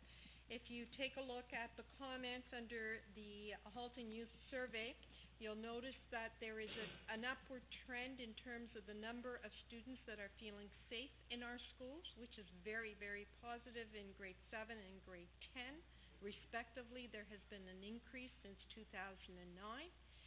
By the same token, I know Noah asked about bullying prevention. You'll take a look at the survey, again giving us a good indication that we're going down in terms of the number of students who feel bullied in our schools.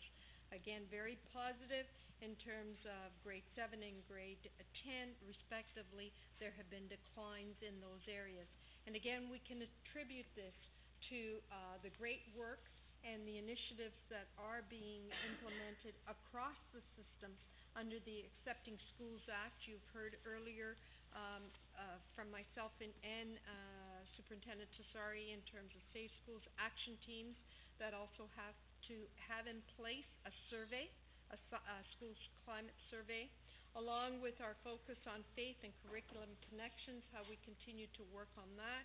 You heard last week on developmental assets, the presentations that were put forth. Student leadership, restorative practice, give respect, get respect that you heard this evening.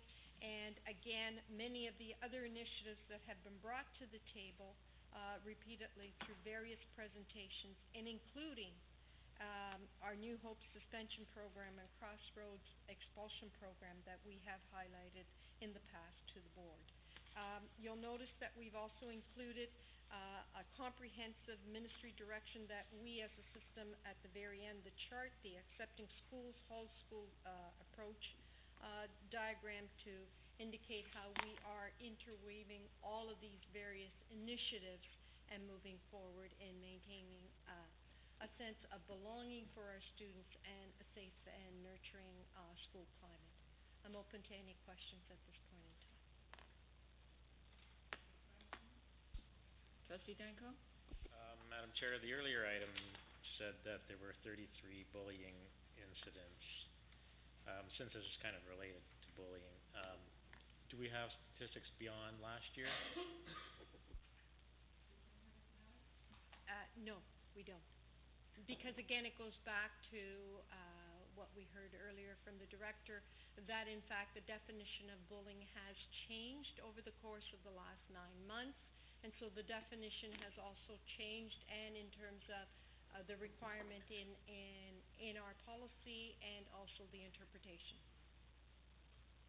So other than the 33 reported incidents of bullying last year, we have no other statistics on bullying in our schools? Superintendent Pinelli? Historically, we should have something somewhere in a file. We won't be able to correlate them if definitions have changed, but we should have files by the thousand.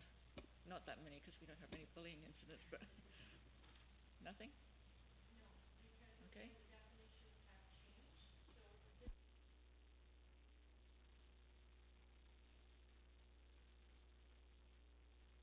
You know I'm going to ask something else. So how do I say to someone, if they ask me if bullying just came into existence last year, what would I say? What would you say, Madam Chair? would say that this is an exemplary school board, and we do our best to improve on bullying every year. So next year, we will see a decline, right?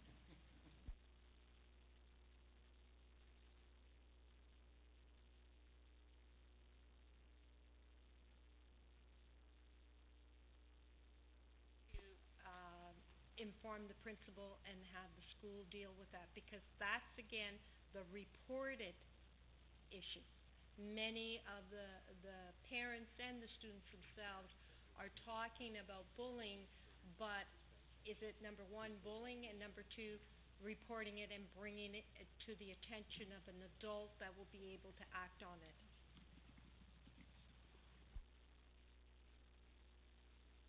Put from the co-author. Through you, Madam Chair.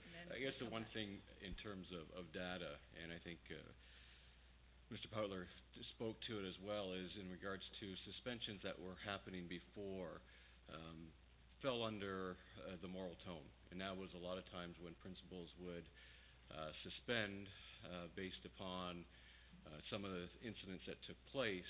Could they be under a bullying incident?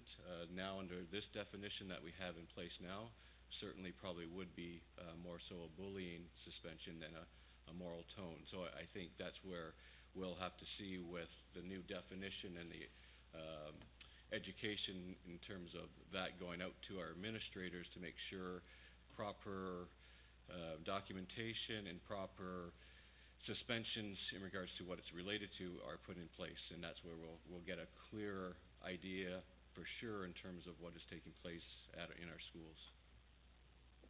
You did have another question? I did, Madam Chair. Well, if that's the case regarding the statistics, then would it be safe to say that no other school boards have bullying statistics prior to last year?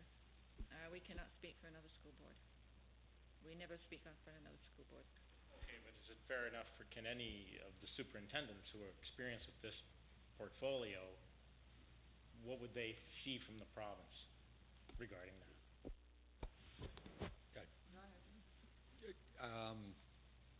You would see a patchwork quilt with tremendous difficulty in drawing any reliable conclusions if you try to do a direct comparison.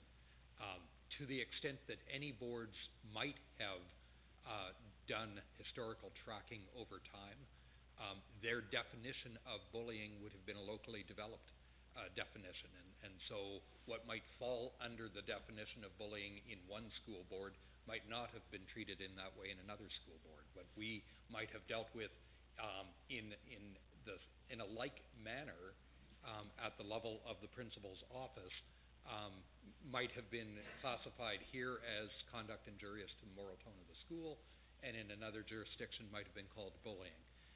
The province has moved to standardize and bring some clarity to the provincial landscape by first of all articulating a new definition for bullying, secondly insisting that all school boards adopt and standardize around that definition of bullying, third that boards work with their principals to clearly and appropriately identify incidents by name as bullying when and as they occur, and then finally to report that data on an ongoing basis to the ministry. This does establish, I think, a reasonable baseline so that the kinds of conclusions and comparison that you're asking for will be much more readily available going forward, but it simply isn't available in any kind of comprehensive or reliable way looking backwards. I'm going to have to interrupt right now as we're coming up to 10 o'clock, so I need a motion to go past 10 o'clock, please. Trustee Marai, seconded by the Vice Chair. All in favor? Thank you.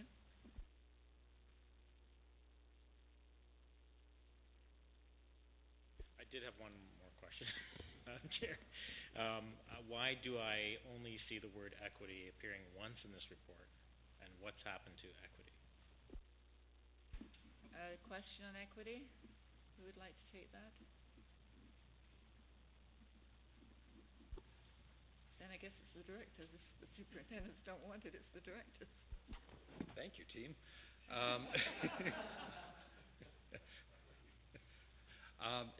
The focus of this report was responsive specifically to the language that was identified in one of the approved board priorities that came to board last June. And so the identified priority spoke to bullying prevention and intervention strategies. That was the specific focus of the changes in legislation that the province introduced, first of all last spring and then further refined in the fall. In practical terms, the initiative at a board level to move forward with all of these things is being orchestrated by Superintendent Overhold and a team that is working under his direction. For our purposes, we are trying to integrate a variety of strands, and this is partly reflected in the graphic that Superintendent Pinelli pointed to at on page 6 of 6 in the report. So our board has a focus on faith initiative. Our board does have an equity and inclusion steering committee. Our school does have an anti-bullying initiative. Our school does have committees and groups that are looking at building safe and inclusive communities. Our board does have a focus on student mental health. Our board does have a focus on supporting students who feel marginalized for whatever reason. In actual fact, that isn't 9 or 10 different initiatives at a school level. That's really all initiatives that speak to a single culture or ethos within the school, which is an environment within which students either feel safe and welcome and respected, or they do not. And so we are bringing all of those things together. The fact that the word equity may or may not have been stressed in this particular report would simply reflect on the specific lens that was being used by the authors as they were developing it. It shouldn't, or it would be incorrect to think, to read into it any suggestion that equity and inclusion and the strategies that support that kind of equitable and inclusive school environment don't continue to be significant priorities for the board. Trustee Tessari, did you want to add to that? My comments were similar to the director. Thank you. Thank you. Any other questions on that, comments on that? Okay. So we will move on now to system priorities for this year, the mid-year update. Superintendent Tessari. Thank you, Madam Chair. So as the board is aware, you have been receiving monitoring reports around the strategic priorities for this school year. This particular report gives an overview of those priorities and the strategies that have been implemented. So it's just a snapshot, a midterm report to where we're at. We will provide a final report in June looking also to the new strategies and priorities for the following school year. So I'll be happy to take any questions if we do have them. Thank you, Mary. Any questions? No? Okay, thank you. Moving on to miscellaneous information, you do have the SEAC minutes, February 25th. Any questions pertaining to those? Arlene and I will try and answer them. No? Okay, Suzanne's not here. Correspondence, we just received today a very nice letter from Minister Sandals thanking us for the letter of congratulations that we had sent her. So that would be put in your package for the next meeting. We do not have any open questions, so we will move back into camera. So I need a mover, please, to move back into camera. Trustee Michaels, seconded by Trustee Morrison. All in favour? Thank you. So back to our pink sheets.